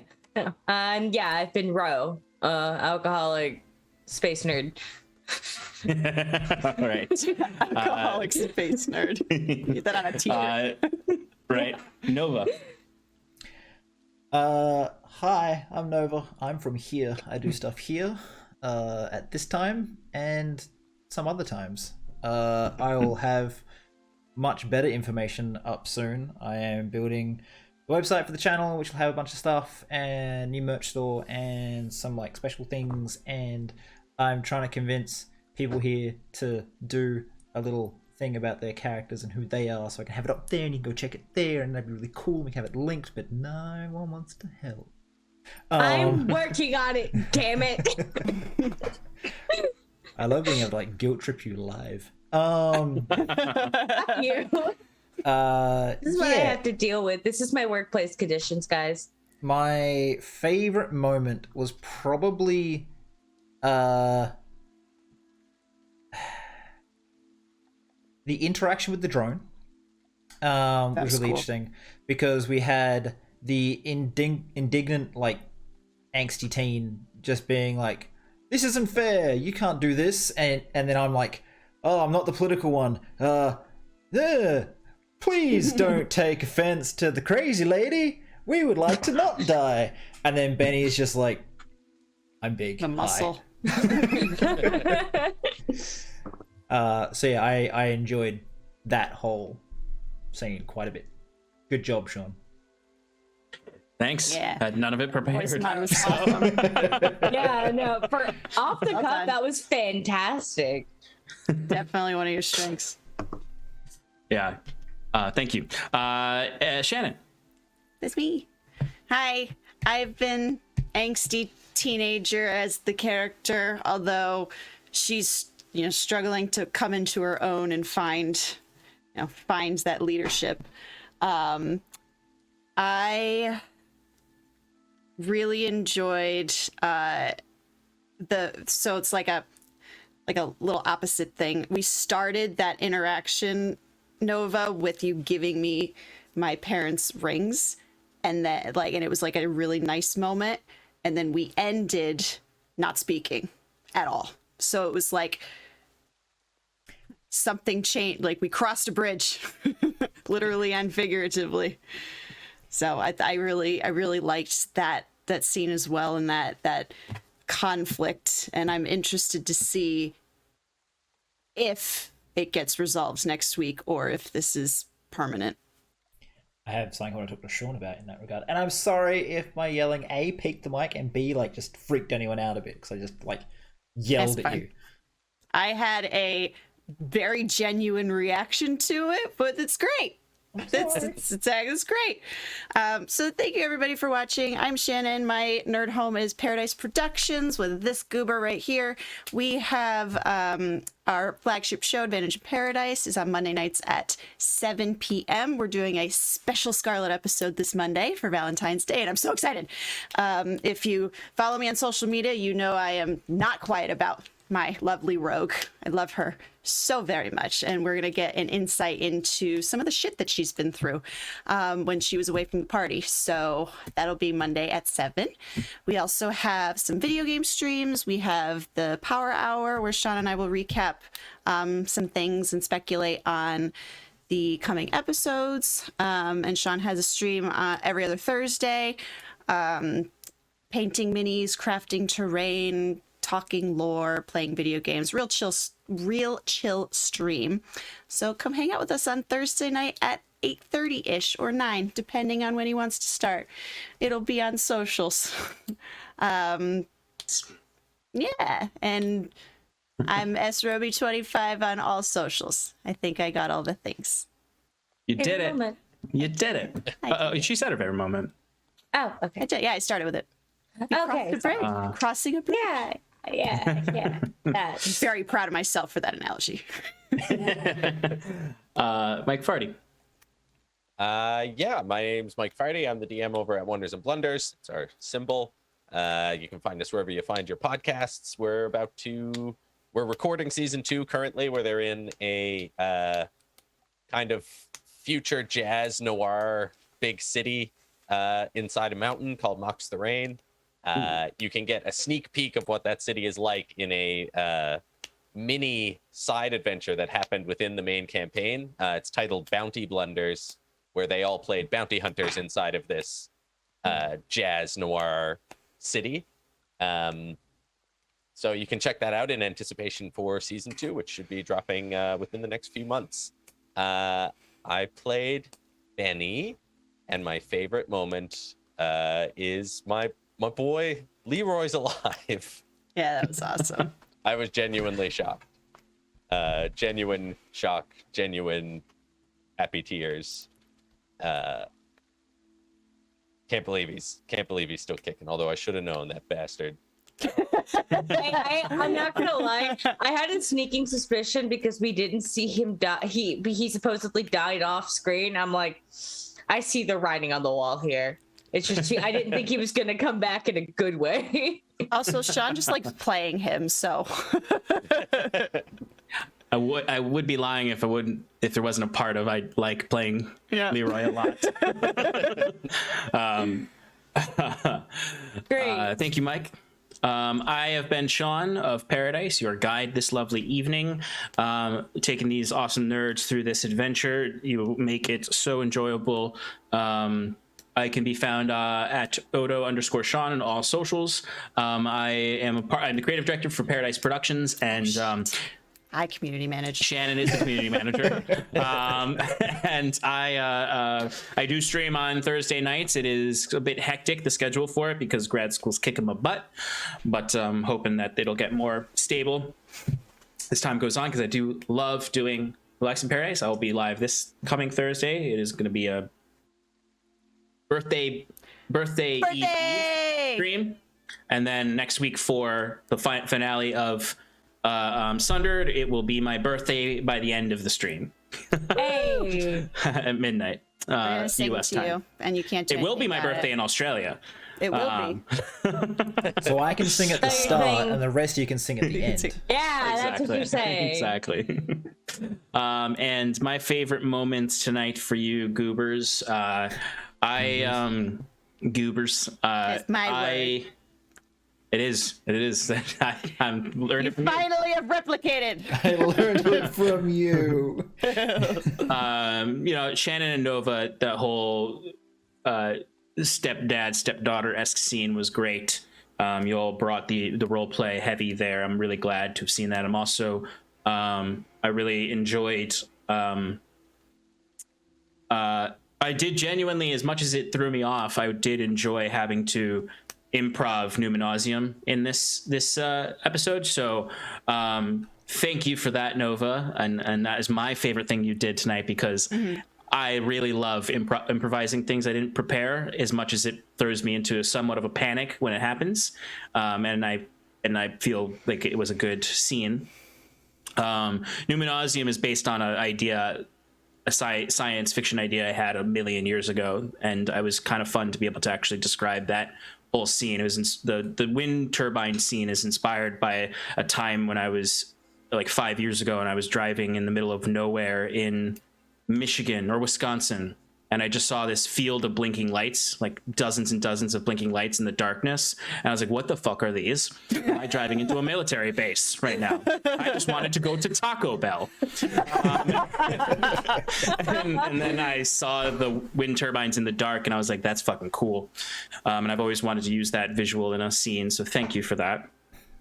Shannon, I loved your interaction with Benny in the motel afterwards, because I could see, like, the second you started talking, I was like, and I'm glad Nova picked up on, I was like, oh shit, she's talking like young Viren right now. Yeah, that was cool. Shelby, crushing it as the nerd self. And I really liked the way that you had Ro relent to the group in a very Ro way, though, because often when you play a character who's dissenting, it's hard to find an organic way to be like, okay, we're going to do it because we're playing a game. And I think you did find it, which is really hard to do. And I was impressed. And then I also loved I'm going to always throw things out there for Ro to start becoming a nerd about, because I love seeing Ro as this adorable nerd geeking out about science in this hellscape of a world. And then Mike, just Benny's lines tonight about everything. Like every scene he had something to say, and it was always great. But my absolute favorite was that I loved your interaction with Leroy in the end, because I wasn't sure how it was going to go. I knew that I wanted to get to it tonight, to have Leroy come back, at least by the end. And I loved the way that, even though the scene was emotional, you didn't let it go without that appropriate humor that Leroy and Benny had together back 10 years ago. And it was nice to see Benny let the kind of sad boy tears disappear, and he could be, although still sad, he can kind of be a little bit happy again for a moment. So y'all crushed it as you always do. Thank you so much for participating in Sundered. And please, everyone, join us next week for the finale to see how these folks deal with Viren and his plans to incite violence and horror across the world. Nova, we can raid someone? Yeah, I saw someone called Shannon, Shadows of Arconia. They are playing using what looks to be some homemade terrain, which just looks, that's cool, that's awesome. That's the thing that Sean does on Relaxing in Paradise. So, we'll raid them. But before we do, we're going to run 30-second ads. Please stick around, it really helps the channel out. And yeah, everyone wave goodbye. Bye, everybody.